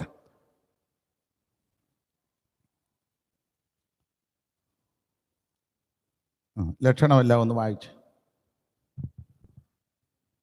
നിന്റെ യൗവനകാലത്ത് നിന്റെ സൃഷ്ടാവിനെ ഓർത്തുകൊള്ളുക. പിന്നെ ദുർദിവസങ്ങൾ വരികയും എനിക്ക് ഇഷ്ടമില്ല എന്ന് നീ പറയുന്ന കാലം സമീപിക്കും. ദുർദിവസങ്ങൾ വരും, എനിക്ക് ഇഷ്ടമില്ലെന്ന് പറയുന്ന കാലം, ദിവസം വരാൻ പോവാ. പിന്നെ സൂര്യനും വെളിച്ചവും ചന്ദ്രനും നക്ഷത്രങ്ങളും ഇരുണ്ടുപോകുകയും മഴ പെയ്ത ശേഷം മേഘങ്ങൾ മടങ്ങി വരികയും ചെയ്യും മുമ്പേ തന്നെ പിന്നെ അന്ന് വീട്ടുകാവൽക്കാർ വിറയ്ക്കും. ലക്ഷണമാ. ഈ ഭവനം നശിക്കും, ഇത് തകർന്നു പോകും, ഇതില്ലാതാകും. അതിന്റെ ലക്ഷണങ്ങളാ. വീട്ടുകാവൽക്കാര് വിറയ്ക്കും. സാധാരണ അതിനെപ്പറ്റി പറയുന്നത് ഈ കൈയും കാലും ഒക്കെ വിറയ്ക്കും. വീടിന് കാവൽ നിൽക്കുന്ന ഇതാണല്ലോ, ഇതൊരു ഭവനമാണ്. ഈ വീടിന് കാവൽ നിൽക്കുന്ന ഒരടി വരുമ്പം കയറി തടയുന്നത് ഇതാ കാവല്. വീടാൻ പോയപ്പം കൈകുത്തി നിന്നു. വീട്ടുകാവൽക്കാർ ഒടുവിൽ ഇങ്ങനെ വിറയ്ക്കും. ഇപ്പൊ കൈയടിക്കാത്തവരൊക്കെ അവസാനം ഇങ്ങനെ ഇരിക്കുന്ന കാണാം. ഇപ്പം പാട്ട് പാടുമ്പോൾ എന്ത് ചെയ്താൽ കൈ അടിക്കാമല്ലോ, ഒടുവിൽ നിനക്ക് ഇങ്ങനെ എപ്പോഴും അടിച്ചുകൊണ്ടിരിക്കണം, അതിനൊന്നും ഗതി വരുത്തരുത്. ഇപ്പോൾ ഒരു പാട്ട് പാടുമ്പോൾ എല്ലാവരും കൈ അടിക്കുമ്പോൾ ചേർന്ന് അടിച്ച് ദൈവത്തെ മഹത്വപ്പെടുത്തണം. ഇപ്പം നീ ആൾ കളിച്ചിങ്ങനെ ഇരുന്നാൽ ഒടുവിൽ കുഞ്ഞുഞ്ഞ് എപ്പോഴും കിടുകിടാന്ന് അടിച്ചിരിക്കും. കാപ്പി കൊടുക്കുമ്പോഴും കുഞ്ഞാഞ്ഞ് അടിക്കുക, കഞ്ഞി കൊടുക്കുമ്പോഴും കുഞ്ഞുഞ്ഞ് അടിക്കുക, കാപ്പിയെല്ലാം താഴെ പോവുക, ഏത്തക്കാപ്പം പിടിക്കപ്പച്ച അപ്പാണ്ട് താഴെ കിടക്കുന്നത്, കുഞ്ഞുഞ്ഞ് ഇങ്ങനെ അടിച്ചിരിക്കുക. അതിൻ്റെ കാരണം ആയ കാലത്ത് കൈ അടിച്ച് ദൈവത്തെ മഹത്വപ്പെടുത്താഞ്ഞുകൊണ്ടാണ്. അപ്പം വീട്ടുകാവൽക്കാർ പറയ്ക്കും. പിന്നെ ബലവാന്മാർ കുനിയും. ബലവാന്മാരൊക്കെ സഭയുടെ മുന്നിൽ നിന്ന് നീ വലിയ ആള് കളിച്ച നീ അവസാനം കുനിഞ്ഞൂപ്പാട് വരും. പിന്നെ അരയ്ക്കുന്നവർ ചുരുക്കമാകയാൽ അടങ്ങിയിരിക്കും എന്ന് പറഞ്ഞാൽ ഇനി അരിയുണ്ട ഒന്നും കടിക്കാൻ താല്പര്യം വരികയല്ല. പണ്ട് ഒറ്റ കടിക്ക് പൊട്ടിച്ചത് അരിയുണ്ട, മുറുക്കമുള്ള അരിയുണ്ട ഒറ്റ അടിക്ക് പൊട്ടിച്ചത് അല്ലയാ. ഇപ്പം അത് വയ്യ. അപ്പം പിന്നെ ആഗ്രഹം കൊണ്ട് പറയും, കുഞ്ഞുഞ്ഞമ്മ ഒരു കാര്യം ചെയ്യാം, പിന്നെ ഇടിയോറിനകത്തിട്ട് ഇടിച്ച് പൊടിച്ച് കാപ്പിക്കകത്ത് കലക്കി, അങ്ങനെയുള്ള ആഗ്രഹമുണ്ട്. വയ്യേലും വിടുകയില്ലെന്നുള്ളതാണ്.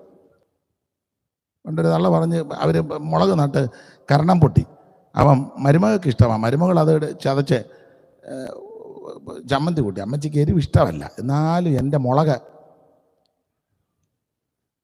മരുമകൾക്ക് എരിവ് ഇഷ്ടമാണ്. അവളത് എടുത്ത് രണ്ടെണ്ണം എടുത്ത് ചതച്ച് ഉള്ളിയും കൂടെ ചേർത്ത് ചതച്ച് അവൾ ഇപ്പോൾ തള്ള നോക്കിയിരിക്കുക. അവൾ അങ്ങനെ വിടാൻ ഒക്കുകയില്ല. അതുകൊണ്ട് തള്ള ഓടിച്ചെന്ന് ഒരു കരണം പൊട്ടിയെടുത്ത് ചോറെടുത്തേച്ച് അതിനകത്ത് വെച്ച് വിഴുങ്ങി. ഉണ്ടോ? വിടുകയല്ല. എന്നാലും എന്നാൽ അവൾ രണ്ട് കരണം പൊട്ടി തിന്നുക എന്നുള്ളതല്ല, തള്ളയ്ക്ക് ഇതുപോലെ കുച്ചുമ്പാ ചോറിനകത്ത് വെച്ച് തള്ള അങ്ങ് വിഴുങ്ങി. അപ്പോൾ അരയ്ക്കുന്നവർ ചുരുക്കമാകയാൽ അടങ്ങിയിരിക്കും. പിന്നെ കിളിവാതിലുകളിൽ കൂടി നോക്കുന്നവർ അന്ധന്മാരാണ്. അപ്പുറത്തെ വീട്ടിൽ ആരാ വന്നെന്നാ എന്ന് സിറ്റൗട്ടിരുന്ന് നോട്ടം.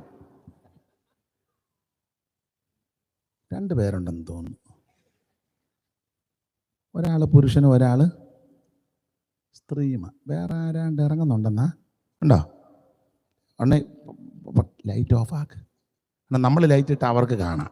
2 പേരോട് ലൈറ്റ് ഓഫാക്കി പമ്മി ഇരിക്കുക സിറ്റൗട്ടി. അപ്പുറത്തെ വീട്ടിൽ ആര് വന്നെന്ന് അങ്ങനെയുള്ള സൂക്കേടുള്ള ആൾക്കാരുണ്ട് ഇല്ലേ? ഒടുവിൽ കണ്ണ് കാണാൻ പാടില്ലാതാകും. കിളിവാതിൽ കൂടി നോക്കുന്നവര് അന്ധന്മാരാകും. പിന്നെ തെരുവിലെ കതകുകൾ അടയും. അപ്പുറം എന്ത് പറഞ്ഞാലും ഇങ്ങനെ ശ്രദ്ധിച്ചിരിക്കുക. ഇവിടെ ഇരിക്കുന്നെങ്കിലും മോനും മരുമകളും അപ്പുറം മുറിയിരുന്ന് വർത്താനം പറയുക, ഇപ്പുറം ഇരുന്ന് തള്ള അതിന് മറുപടി പറയുക. അങ്ങനെ അല്ലടാന്ന് തള്ളക്ക് കിടന്നുറങ്ങിയാൽ പോരെ? അല്ല, അങ്ങനെയുള്ളവരുണ്ട്. പിന്നെ അവർ 2 പേരുടെ അപ്പുറം ഇരുന്ന് വർത്താനം പറയുക. നാളെ നമുക്ക് ഇന്നടുത്ത് പോകണം, അത് കഴിഞ്ഞ് അവിടെ പോകേണ്ടത് നാളെ അങ്ങനെ പോകണ്ടെന്ന്.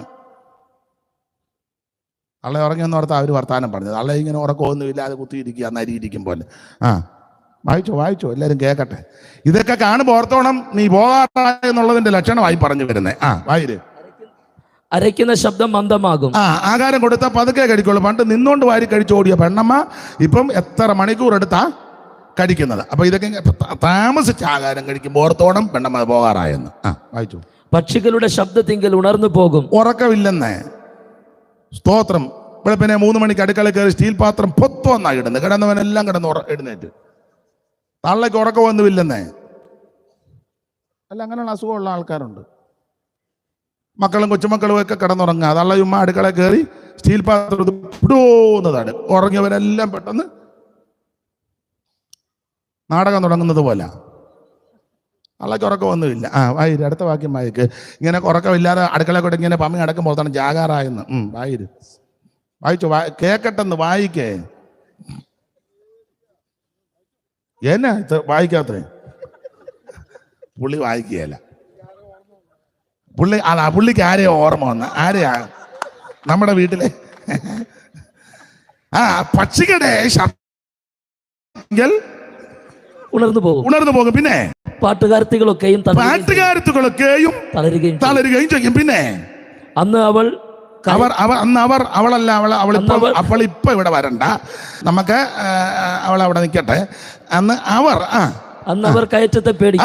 കയറ്റത്തെ പേടിക്കും. പിന്നെ വഴിയിൽ ഭീതികളുള്ളതായി തോന്നും. പിന്നെ ബദാമൃക്ഷം പൂക്കും. ഇപ്പൊ പിന്നെ പൂത്തതേതാന്നൊന്നും അറിയത്തില്ല, എല്ലാം അഡ്ജസ്റ്റ് നടക്കുന്നോണ്ട് പൂത്തതേതാ പൂക്കാത്തതേതാ 1.5 മാസം കഴിഞ്ഞാൽ അറിയാം പൂത്തതേതാന്ന്. കാരണം 1 മാസം എങ്ങാണ്ടായതിന്റെ ആണെന്ന് പറയുന്നു. എനിക്കറിയത്തില്ല, ഞാൻ ഉപയോഗിച്ചിട്ടില്ല. നമ്മൾ രണ്ടും തവ ചോദിച്ചാൽ വിധിയില്ല. ദൈവത്തിന് മഹത്വം. ഇല്ലല്ലോ, പിന്നെ തൂത്തിട്ടും കാര്യമൊന്നുമില്ല ആവത്താന്. അപ്പം ബലാമൃഷം പൂക്കും. പിന്നെ തുള്ളനിഴഞ്ഞു നടക്കും. ചികിമിന്നുക്കിയ ഓമന മുടികൾ വെള്ളയായി തീർന്നിടുമേ. ചികിമിന്നുക്കിയ ഓമന മുടികൾ വെള്ളയായി തീർന്നിടുമേ. നിന്നൂടെ മുഖം കുഴിഞ്ഞഴകെല്ലാം പോയി നീ തപ്പി നടന്നിടുമേ. യൗവനക്കാരാം നിന്നൂടെ യൗവനം നാശത്തിലാക്കിടല്ലേ. നിന്നൂടെ യൗവനം നാശത്തിലാക്കാതെ രക്ഷകനെ ഏൽപ്പിക്കാം. അപ്പോൾ ബദാമൃക്ഷം പൂക്കും, പിന്നെ തുള്ളൻ എഴുഞ്ഞു നിൽക്കും, യോജനക്കുരു ഫലിക്കാതെ വരും. പിന്നെ മനുഷ്യൻ തന്റെ ശാശ്വത ഭവനത്തിലേക്ക് പോകും. പിന്നെ വിലാപം കഴിക്കുന്നവർ വീതിയെ ചുറ്റി സഞ്ചരിക്കും. ഓടിച്ചു വായിച്ചോ. അന്ന് വെള്ളിച്ചരട് അറ്റുപോകും. സ്പൈനൽ കോഡിന്റെ കാര്യമാണ് പറയുന്നത്. വെള്ളിച്ചരടേ അറ്റുപോകും. പിന്നെ പൊൻകിണ്ണം തകരും. ഉറവിങ്കിലെ കുടം ഉടയ്ക്ക് വെക്കോ എന്ന് നീ ആകെ പരുവക്കേടാകുമെന്നായി പറഞ്ഞത്. താഴോട്ട് ഇനി വായിപ്പിക്കുന്നില്ല. ഈ ലക്ഷണങ്ങൾ കണ്ട് തുടങ്ങുമ്പോൾ ഓർത്തോണം, ഈ കൂടാരം, ഈ ഭവനം പോകാൻ പോവുക. അപ്പോൾ ഒരു കാര്യം പറയാം, ഈ ഭവനം തകരുന്നതിന് മുമ്പ് ഞാനും നിങ്ങളും ചെയ്യേണ്ട ഒരു കാര്യമുണ്ട്. യേശുവിനെ രക്ഷിതാവായി സ്വീകരിക്കണം. ഈ കൂടാരം പൊളിയുന്നതിന് മുമ്പ് എന്നെ കേൾക്കുന്ന സകല പ്രിയപ്പെട്ടവരോടും ഓർപ്പിക്കട്ടെ, അവൻ ചെയ്യേണ്ട പ്രധാനപ്പെട്ട കാര്യം, അവൻ കൂടാരത്തിൽ വസിക്കുമ്പോൾ യേശുവിനെ രക്ഷിതാവായി സ്വീകരിക്കണം. 5 പൈസ മുടക്കണ്ട, അരക്കാശ് മുടക്കണ്ട, 1 മൈൽ നടക്കണ്ട, ഭൗതിക വസ്തുക്കൾ ഒന്നും കൊടുക്കണ്ട. ഇരിക്കുന്ന ഇടത്ത്, കേൾക്കുന്ന ഇടത്തിരുന്ന് പറ, യേശുവേ എന്നെ രക്ഷിക്കണം, യേശുവേ എൻ്റെ ഉള്ളത്തിലേക്ക് വരണം, എന്നെ ഇന്ന് രാത്രി രക്ഷിക്കണം, എൻ്റെ പാപങ്ങളെ മോചിക്കണം, എന്നെ അവിടുത്തെ പൈതലാക്കി തീർക്കണം. ഇന്ന് രാത്രി ഈ കൂടാരം പൊളിയുന്നതിന് മുമ്പ് നീ ക്രിസ്തുവിനെ രക്ഷിതാവായി സ്വീകരിക്കണം.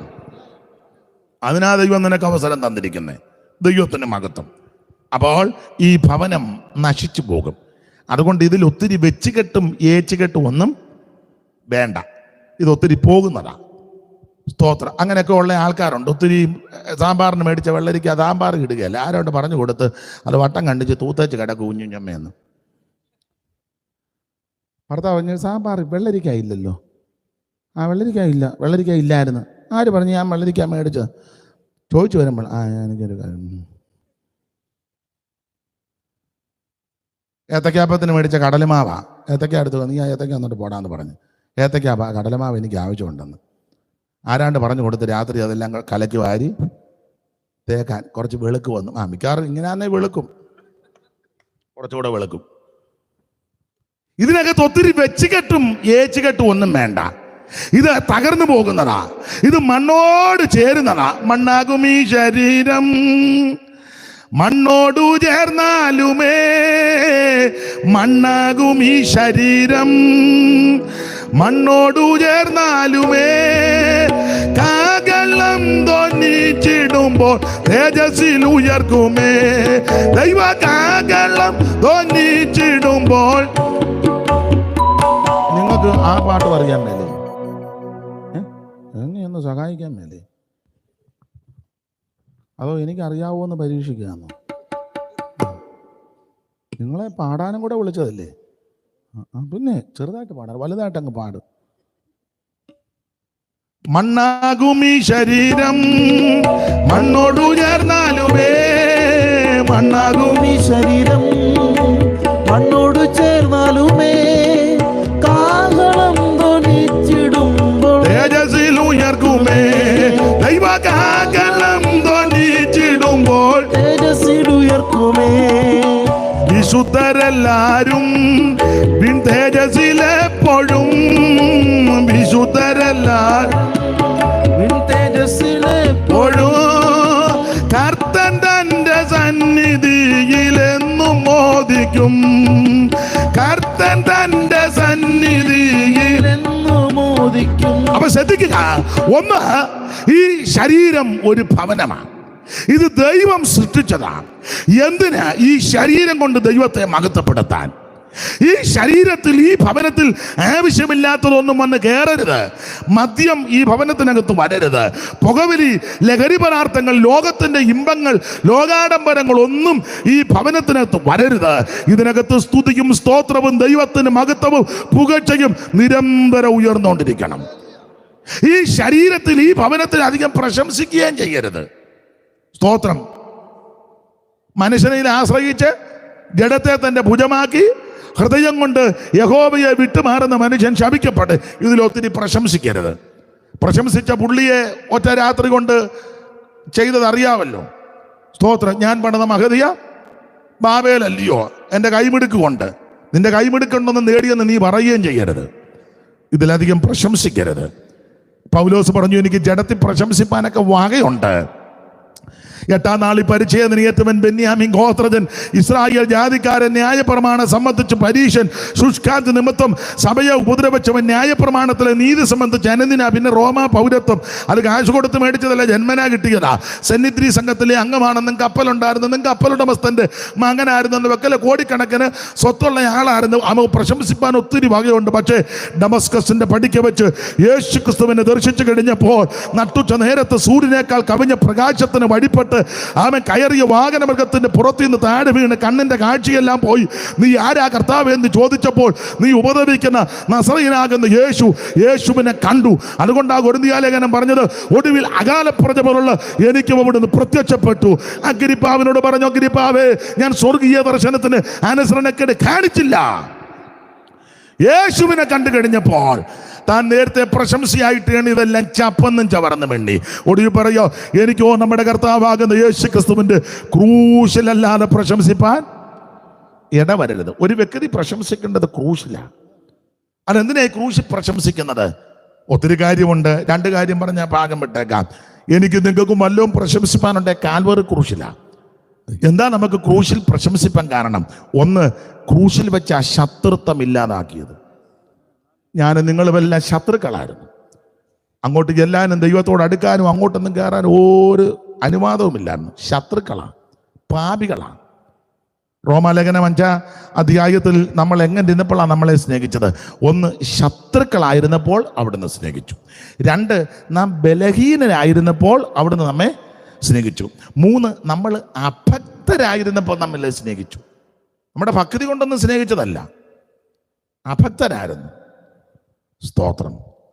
നമ്മൾ പാപികളായിരുന്നപ്പോൾ നമ്മെ സ്നേഹിച്ചു. അതാ കാൽവറിയിലെ സ്നേഹം. ആ സ്നേഹം അനുഭവിച്ച ദൈവമക്കൾ ക്രൂശിൽ പ്രശംസിക്കണം. എന്താ ക്രൂശിൽ പ്രശംസിക്കാൻ കാരണം? ക്രൂശിൽ വെച്ച് ശത്രുത്വം ഇല്ലാതാക്കി. 2, ക്രൂശിൽ പ്രശംസിപ്പാൻ കാരണം ക്രൂശിൽ വെച്ച് ആ രക്തം ചൊരിഞ്ഞത്. എൻ്റെയും നിങ്ങളുടെയും പാപം പരിഹരിക്കുവാൻ അവിടുത്തെ പരിശുദ്ധ രക്തം ക്രൂശിൽ ചൊരിഞ്ഞു. അതുകൊണ്ടാണ് ക്രൂശിൽ പ്രശംസിക്കുന്നത്. 3, ക്രൂശിൽ പ്രശംസിക്കാൻ കാരണം ക്രൂശിൽ വെച്ച ജയോത്സവം കൊണ്ടാടി. ഇന്ന് രാത്രി പരാജയത്തിൻ്റെ പടുകൂടി കിടക്കുന്ന എനിക്കും നിങ്ങൾക്കും രക്ഷ വരുത്തിയതും വിജയം തന്നത് ക്രൂശിലാണ്. ജഡത്തിൽ പ്രശംസിക്കരുത്. അതുകൊണ്ട് ഈ ജഡത്തിൽ പ്രശംസിക്കരുത്. ഇത് നശിച്ചു പോകുന്നതാ, ഇത് നിലനിൽക്കുന്നതല്ല. 4 വിരലെ മർത്യനായൂസോ നിൽക്കുന്നോരെല്ലാം മായ. 4 വിരലെ മർത്യനായൂസു നിൽക്കുന്നോരെല്ലാം മായ. 4 വിരലെ മർത്യനായൂസു നിൽക്കുന്നോരെല്ലാം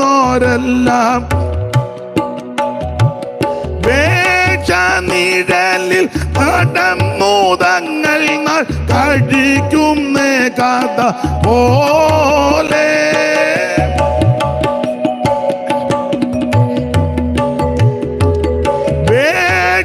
നിഴലിൽ നടന്നൂതങ്ങൾ കഴിക്കുന്ന കഥ പോലെ. ഒരിക്കലേവനും മരിക്കും നിർണയം ഒരുങ്ങെല്ലാവരും. ഒരിക്കലേവനും മരിക്കും നിർണയം ഒരുങ്ങെല്ലാവരും.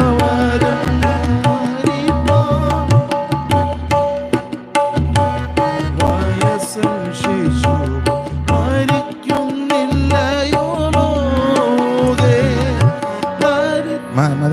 മതി ഇങ്ങനെയാണെ നമ്മളെല്ലാവരും മരിക്കും.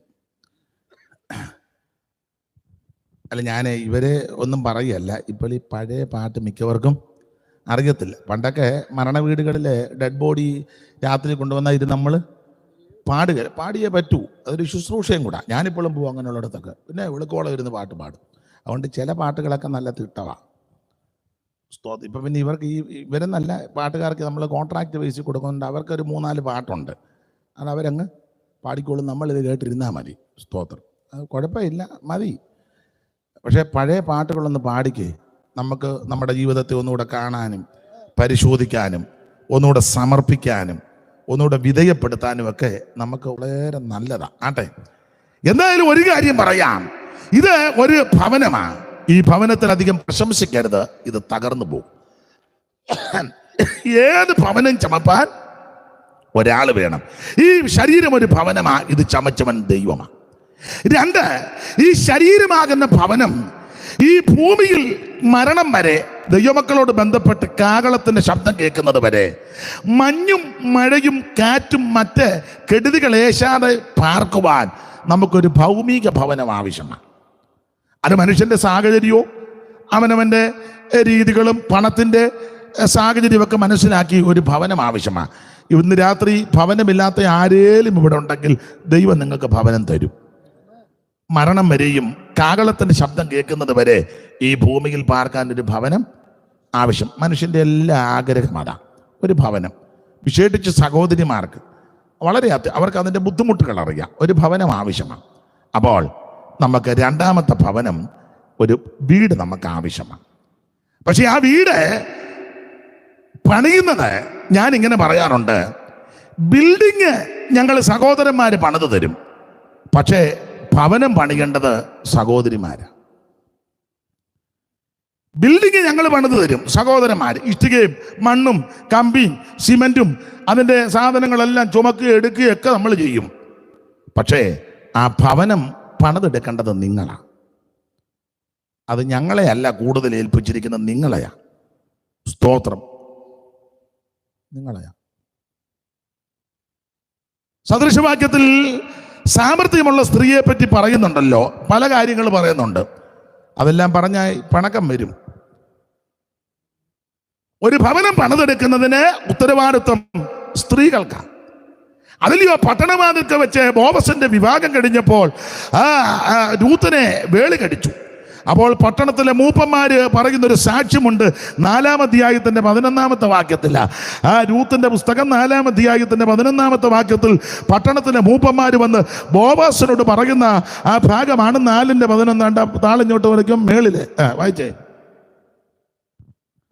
അതിന് പട്ടണവാതിക്കലിരുന്ന സകല ജനവും, പട്ടണവാദിക്കുന്ന സകല ജനവും മൂപ്പന്മാരും പറഞ്ഞത് ഞങ്ങൾ സാക്ഷികൾ. പിന്നെ ബോവസായി കല്യാണത്തിന് ഞങ്ങള് സാക്ഷികളാ. കല്യാണത്തിന് സാക്ഷി വേണം, അല്ല ഓട്ടോ കയറ്റി ഓടുകയല്ല. ഷൂൾ ഓടിക്കുമ്പോൾ നീ ഇറങ്ങി വരണം, ഞാൻ ഓട്ടോയായിട്ട് താഴെ നിൽക്കും. പിന്നെ എവിടെയെങ്കിലും 3-4 കൊല്ലം കഴിഞ്ഞേച്ച് പിന്നെ തിരിച്ചവർ വരും. എവിടെയായിരുന്നു? നോർത്ത് ഇന്ത്യയിലായിരുന്നു, വേലയായിരുന്നു. ആയിക്കോട്ടെ, നല്ല വേല. സാക്ഷി വേണം. നിന്റെ വീട്ടിൽ വന്നിരിക്കുന്ന സ്ത്രീയെ, ഇതിന് ഞങ്ങള് സാക്ഷികള്. അല്ല, വിവാഹ ശുശ്രൂഷ നടത്തുമ്പോൾ അത്യാവശ്യമായിട്ട് നമ്മൾ അറിഞ്ഞിരിക്കണം, വളരെ സൂക്ഷിക്കണം. ആൾക്കാരെ വെട്ടിനകത്ത് കൊണ്ടാക്കുന്നുണ്ട്. ഒന്നും പറഞ്ഞില്ല, പേര് പറഞ്ഞാൽ പിന്നെ ബുദ്ധിമുട്ടാ. സ്റ്റേജിൽ ചെന്നിരിക്കുമ്പോൾ നടത്താനൊക്കെ നടത്താതിരിക്കാൻ പറ്റുമോ? എന്തോ ചെയ്യും? അതുകൊണ്ട് ഞാൻ ഉപദേശിമാരോട് പറയും, കല്യാണം നടത്തുമ്പം പെണ്ണിനോടും ചെറുക്കനോടും നേരത്തെ കാര്യമൊക്കെ പറയണം, അന്വേഷിക്കണം, ചോദിച്ച് മനസ്സിലാക്കണം. ഇത് നേരായ മാർഗമാണോ അതോ പരിവക്കേടാണോ? നമ്മൾ വെട്ടിനകത്ത് വീണാൽ എന്നാ ചെയ്യും? കേസും ഉണ്ടാകും. കല്യാണം നടത്തില്ലെന്നേ ഉള്ളൂ. അവസാനം പിന്നെ കോടതിയിൽ നിന്ന് ഇറങ്ങാൻ, സഭായം നടത്താൻ ഭാഷ എന്ത് ചെയ്യുക? ഭാഷ കോടതി വരാതെ കിടപ്പുണ്ട്. അതിനാ ഒരാഴ്ചയായിട്ട് അവിടെ തലയണയും പായും ഞങ്ങൾ ഇന്നലെയും കൊണ്ട് കൊടുത്തു. ഒരു കല്യാണം നടത്തിയതാ. അത് പാടില്ല, സൂക്ഷിച്ചറിഞ്ഞിരിക്കണം. വിശേഷിച്ച് പെൺകുട്ടികളെയൊക്കെ ഒരുക്കിക്കൊണ്ട് വരുമ്പോൾ അത് കർക്കശമായിട്ട് പറയണം, വീട്ടുകാരോടും പറയണം. ഇന്ന രീതി അത് യോഗ്യമായിരിക്കണം. സ്റ്റേജിൽ വന്നു കഴിഞ്ഞാൽ നമുക്ക് വല്ലതും പറയാൻ പറ്റുമോ? മിണ്ടാൻ പറ്റുമോ? നേരത്തെ എൻ്റെ അഭിപ്രായം പറഞ്ഞാൽ ലിഖിതമായിട്ട് എഴുതി വെക്കണം. എഴുതി വെച്ച് ഒപ്പൂടെ മേടിക്കേണ്ട കാലം വന്നിരിക്കുക. വേണ്ടേ? ഒപ്പൂടെ മേടിക്കും. അല്ല, അങ്ങനെയുള്ള ആൾക്കാരുണ്ട്. പണ്ട് ഞാനിപ്പോൾ കഴിഞ്ഞ ദിവസം പറഞ്ഞു, പഞ്ചായത്ത് ഇലക്ഷന് ഒരുത്തം വന്ന് നിൽക്കുക സ്ഥാനാർത്ഥിയായിട്ട്. ഞങ്ങളുടെ നാട്ടിൽ യുക്തിക്ക് മറുപടി പറയുന്ന ഒരാളുണ്ട്, മിടുക്കനാ പുള്ളി. നാട്ടിലൊരു ചെറിയ പ്രമാണിയാണ്. അവൻ ചാരു കസേരയിൽ ഇങ്ങനെ മുറ്റത്ത് കിടക്കുക, ഇളം കാറ്റ് കൊണ്ട് 4 മണി കഴിഞ്ഞു, വെയിലാറ്, പുള്ളി ഇങ്ങനെ കിടക്കുക. അപ്പം സ്ഥാനാർത്ഥിയായിട്ട് ഒരു 5-8-10 പേര് വന്നു.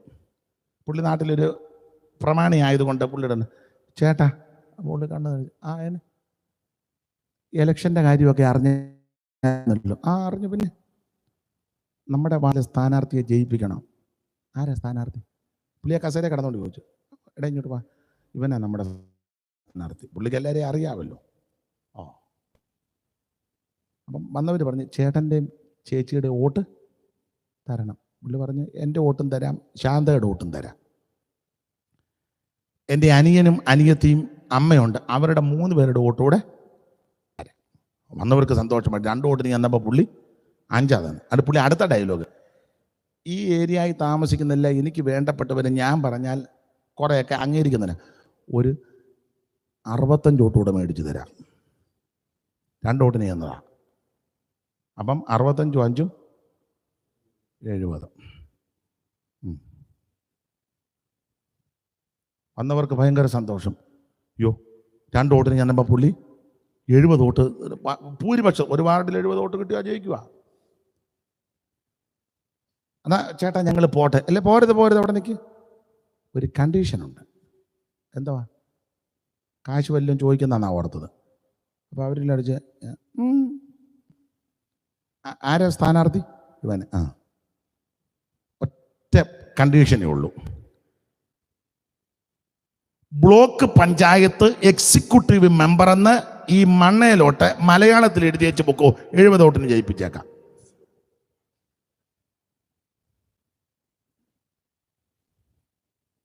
മനസ്സിലായില്ല?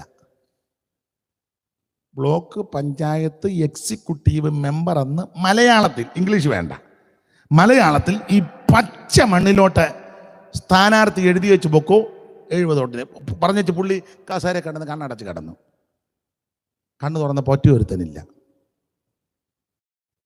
അപ്പോൾ പുള്ളിയുടെ ചോദ്യം എന്താ? എഴുത്തുമായനെ അറിയാത്തവനെയാണ് നമ്മൾ ജയിപ്പിച്ചങ്ങോട്ട്? അല്ല, അങ്ങനെ പറയുന്ന ആൾക്കാരുണ്ട്. വളരെ സൂക്ഷിക്കണം. നമ്മുടെ വിഷയത്തിൽ വരാം. ഒരു ഭവനം പണിതെടുക്കുന്നത്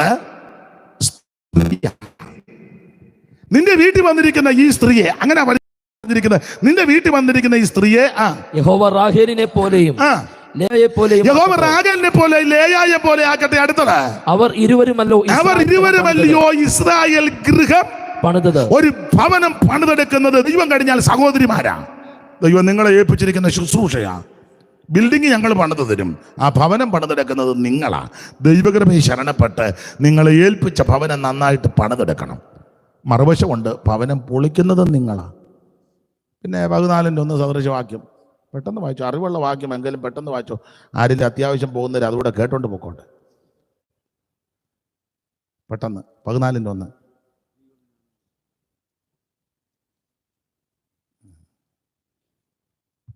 സ്ത്രീകളിൽ ജ്ഞാനമുള്ളവൾ തന്റെ വീട് പണിയുന്നു. ജ്ഞാനമുള്ളവൾ വീട് പണിയുന്നു, ഭോഷത്വമുള്ളവളോ അത് സ്വന്തം കൈകളാൽ പൊളിച്ചളയും. അവള് സ്വന്തം കൈ കൊണ്ട് പൊളിച്ചു കളയും. അപ്പുറത്തുകാരൻ കൂടോത്രം ചെയ്തതല്ല നിന്റെ വീട് പൊളിയാൻ കാര്യം, നിന്റെ ഭോഷത്വമാണ്. അവര് ആഭിചാരം ചെയ്തതൊന്നുമല്ല, നിന്റെ ഭോഷത്വമാണ്. അപ്പോൾ ഒരു വീട് പണിതെടുക്കുന്നത് നിങ്ങളാ, ദൈവം കഴിഞ്ഞാൽ. ആട്ടെ, നമുക്കൊരു ഭവനം ആവശ്യമാണ്. ഇന്ന് രാത്രി എന്നെ കേൾക്കുന്ന ആരെങ്കിലും ഭവനമില്ല ഭാരപ്പെടുന്നെങ്കിൽ ദൈവം യോഗ്യമായ ഭവനം തരുവാൻ വിശ്വസ്തൻ. ഏത് ഭവനവും ചമപ്പാൻ ഒരാൾ വേണം. പക്ഷെ ഒരു കാര്യം പറയാം, ഈ ഭവനം കിട്ടിക്കഴിഞ്ഞ് പിന്നെ കൂട്ടായ്മയ്ക്കും പ്രാർത്ഥനയ്ക്കും വരാതിരിക്കരുത്. അങ്ങനെയുള്ള ചില ആൾക്കാരെ അറിയാം. പണ്ട് വീടും ചുറ്റുപാടുമില്ല, ചെറ്റപ്പര ആനവായം വര, ചെറ്റ തട്ടിയേച്ചൊരു ക്രോസ്, ഒരു കമ്പർ, ആ പൂട്ട്. പണ്ട് 3 അടുപ്പുകല്ല് അങ്ങനെ മൂലയെ വെച്ചിട്ടുണ്ട്, പൊട്ടക്കലം, ചട്ടി, മൺചട്ടിയും പൊട്ടക്കലും. ഒരു കലം പൊട്ടിയതിനകത്ത് പിന്നെ തുണി തിരികെ കയറ്റി. കണ്ടിട്ടില്ലേ? എല്ലാം ബ്രിട്ടനിൽ നിന്ന് വന്നതാ. ഈ യോഗത്തിന് ബക്കിംഗ്ഹാം പാലസിൽ നിന്ന് മിനിഞ്ഞാൻ അമ്മാമ്മ ഇങ്ങോട്ട് നിന്റെ കൂറ ചട്ടിയും എത്ര ചട്ടി പൊട്ടി. അല്ലെ, മംഗലം കിഴിഞ്ഞപ്പോൾ തുണി തിരികെ കയറ്റി വെച്ച്. ഞാൻ തമാശ ഒന്നും പറഞ്ഞതല്ല, ഇല്ലേ മേ, സത്യം പറ. കറച്ചട്ടിയുടെ വങ്കും പോയതാ, എന്നാലത് ചരിച്ചു വെച്ചാ കൂട്ടാൻ വെച്ചത്. ഞാൻ തമാശ പറഞ്ഞതല്ല. എന്നാ ഇപ്പം സോസ് പാനും പിന്നെ വേറെ ഒക്കെ ഉണ്ടല്ലേ നോൺ സ്റ്റിക്ക്, കൊള്ളാം. പറയട്ടി എത്ര എണ്ണമായിരുന്നു ചാരി വെച്ചത്? തമാശ പറഞ്ഞതല്ല. അന്ന് നമുക്ക് ദോശക്കല്ലും വല്ലതും ഉണ്ടോ? ഉള്ള ഒറോട്ടിയാണ് ഉണ്ടാക്കുന്നത്. ഞങ്ങളുടെ അവിടെ ഒറോട്ടി എന്നാണ് പറയുന്നത്. ആ വറചട്ടി വെച്ച് കൈ കൊണ്ട് തന്നെ നല്ല രുചിയായിരുന്നു കേട്ടോ, പണ്ട് കാലമേ. അതിൽ നിന്നൊക്കെ ദൈവം നിനക്കിപ്പോൾ നന്മ തന്നു. നല്ല വീടായി, ചുറ്റുപാടായി, സാഹചര്യമൊക്കെ തന്നു. ഈ വീടുമൊക്കെ നന്ന് കിട്ടിക്കഴിഞ്ഞപ്പോൾ ഇപ്പൊ ചിലർ യോഗത്തിന് വരികയില്ല. പണ്ട് ആനവായം വരെ ചെറ്റ തട്ടി കാപ്പിക്കമ്പ് ക്രോസ് വെച്ചു പൂട്ട്. ഇന്ന് ഈട്ടിയുടെയും തേക്കിൻ്റെയും ഒക്കെ നല്ല കഥക, ഭയങ്കര കട്ടളയും കഥവും ഒക്കെ. ഒന്ന് പൂട്ടി, രണ്ട് പൂട്ടി, ഇടിച്ചു നോക്കി ഇല്ലേ. എന്നിട്ട് പിന്നെയും പകുതി വന്നപ്പം താക്കോല് ഞാൻ. ദൈവം നിനക്ക് നന്മ തരുമ്പോൾ ദൈവത്തോട് കൂടുതൽ അടുത്തോണം. ഞാൻ ദീർഘമാക്കുന്നില്ല, ഓടിച്ചങ്ങ് നിർത്തുക. രണ്ടാമത്തെ ഭവനം, ഈ ശരീരമാകുന്ന ഭവനം മഞ്ഞും മഴയും കാറ്റും മറ്റ് ശീതവും ദോഷവും ഏൽക്കാതിരിക്കാൻ ഈ മരണം വരെ, കാകളതുണി വരെ ഇവിടെ പാർക്കുവാൻ ഒരു ഭവനം, ഭൗമിക ഭവനം ആവശ്യമാണ്. അത് തരുവാൻ ദൈവം വിശ്വസ്തനുമാണ്. ആ ഭവനത്തിൽ നീ അധികം പ്രശംസിക്കരുത്. ലത്തൂരിലെ ഭൂകമ്പം നമുക്കറിയാം, ചെറുതായിട്ടൊന്ന് അനങ്ങിയതേ ഉള്ളൂ, പപ്പടം പൊടിയും പോലെ പൊടിഞ്ഞു. അതിലും പ്രശംസിക്കരുത്. പ്രശംസിക്കുന്നവൻ ദൈവത്തിൽ പ്രശംസിക്കണം. ഈ രണ്ട് ഭവനം ലഭിച്ചു. ഒന്ന് ഈ ഭവനം, രണ്ടിത് പാർക്കുവാൻ വേറൊരു ഭവനം, അതും യോഗ്യമായി കിട്ടി. അങ്ങനെ ആയുസ് തീരാനല്ല ദൈവത്തിൻ്റെ പദ്ധതി. മൂന്നാമതൊരു ഭവനത്തിലേക്ക് എല്ലാവരും വരണം. ആ ഭവനം മറ്റൊന്നുമല്ല, സഭയാകുന്ന ഭവനം. സ്തോത്രം. സഭയാകുന്ന ഭവനം. ദൈവസഭ ഒരു ഭവനമാ. വാക്യങ്ങൾ എടുത്ത് വായിക്കാൻ നേരമില്ല. കർത്താവിന് മഹത്വം. ദൈവസഭ ഒരു ഭവനമാ. ഈ ഭവനത്തിലേക്ക് എല്ലാവരും കടന്നു വരണം. ഇന്ന് രാത്രി എന്നെ കേൾക്കുന്നവർ, ദേശനിവാസികൾ, ശബ്ദപരിധികൾ, ദൂരത്ത് ചാരത്ത് ഒക്കെ ഇരുന്ന് കേൾക്കുന്നവർ, മൂന്നാമത്തെ ഭവനത്തിൽ വരണം. ഈ രണ്ട് ഭവനത്തിൽ ജീവിച്ച് നീ തീർന്നു പോകാനല്ല ദൈവത്തിന്റെ പദ്ധതി. അങ്ങനെ രണ്ട് ഭവനത്തിലും ജീവിച്ച് തീർന്നത് കൊണ്ട് നിത്യതയിലെത്തത്തില്ല. മൂന്നാമതൊരു ഭവനത്തിൽ എല്ലാവരും വന്ന് പ്രവേശിക്കണം. ആ ഭവനം മറ്റൊന്നുമല്ല, സഭയാകുന്ന ഭവനം. ആ ഭവനത്തിൽ അംഗത്വം ലഭിക്കുവാൻ, പ്രവേശിക്കുവാൻ എന്താണ് മാർഗം? ഒന്നാമത്തെ മാർഗം, നീ രക്ഷിക്കപ്പെടണം. യേശു ക്രിസ്തുവിനെ രക്ഷിതാവായി സ്വീകരിക്കണം. മറ്റൊരുത്തനും രക്ഷയില്ല. യേശു ക്രിസ്തു മാത്രം രക്ഷിതാവ്.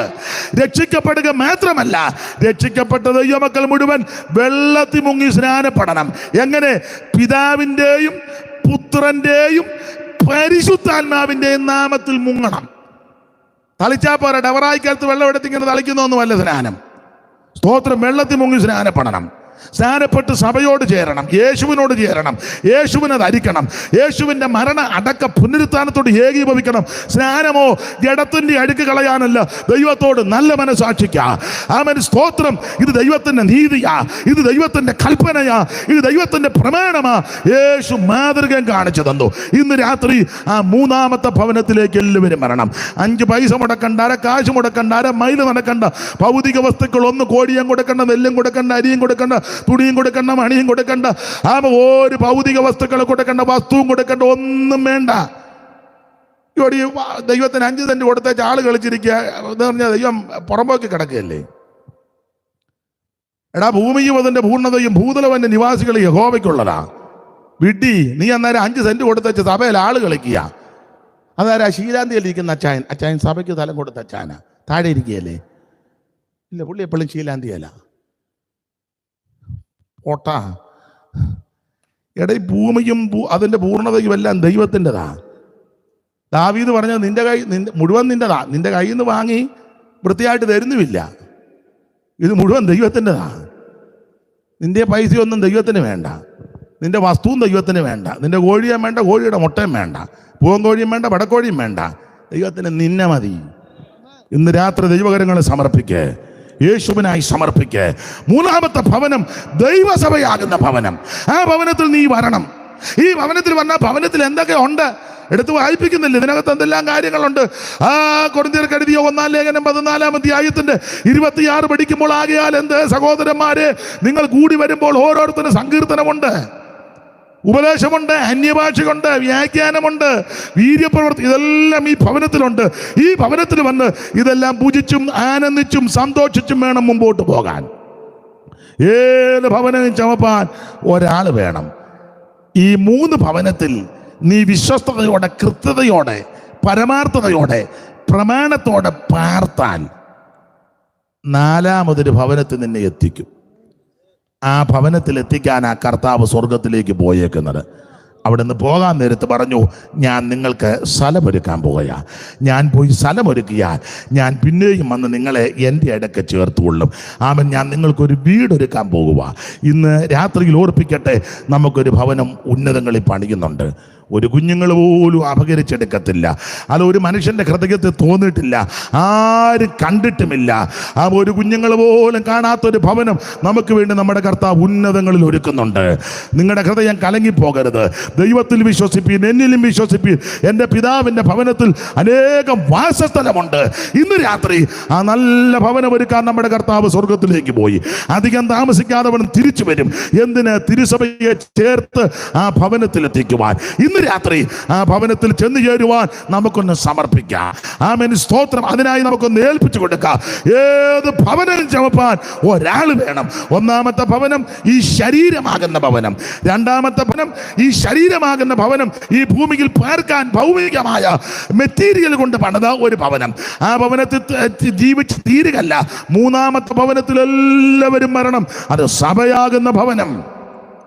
ആ സഭയാകുന്ന ഭവനത്തിൽ ചില പ്രമാണങ്ങളും ക്രമീകരണങ്ങളും വ്യവസ്ഥകളുമുണ്ട്. അതിൻ്റെ വ്യവസ്ഥയാണ് ഞാൻ പറഞ്ഞ്, മാനസാന്തരപ്പെട്ട്, രക്ഷിക്കപ്പെട്ട്, സ്നാനപ്പെട്ട്, പരിശുദ്ധാത്മ നിറവിനെ പ്രാപിച്ച്, തിരുമേശയെടുത്ത്, കൂട്ടായ്മ ആചരിച്ച്, പ്രാർത്ഥന കഴിച്ച്, കർക്കശമായ വേർപാട് പാലിച്ച് നീ വിശ്വസ്തയോടെ ജീവിച്ചാൽ ആ 4മത്തെ നിത്യഭവനത്തിൽ നിന്നെ കൊണ്ടുനാക്കും. Praise the lord. കരമുയർത്തി ദൈവത്തിന് മഹത്വം കൊടുക്കാം. ആമേൻ. 9:30 സ്തോത്രം. നമുക്കിന്ന് രാത്രി അങ്ങ് പിരിഞ്ഞ് ഒരു പഴയ പാട്ടിന്റെ 2 ചരണങ്ങൾ കൈകളടിച്ച് നമുക്ക് പിരിക. മുത്തുമയമായി വിളങ്ങും പട്ടണമാണത് പുത്തൻ യെരൂശലേമായി വിളങ്ങും പട്ടണമാണ്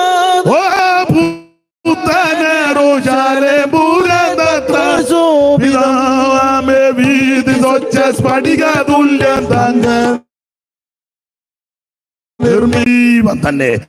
ഒരിക്കൽ കൂടി കരമുയർത്തി ദൈവത്തെ മഹത്വപ്പെടുത്തട്ടെ. ശക്തിയോട് ദൈവത്തെ സ്തുതിക്കാം. പാടിയ പാട്ടിന്റെ ഒരു വരി അറിയാവുന്നവര് ചേർന്ന് പാടിക്കോ.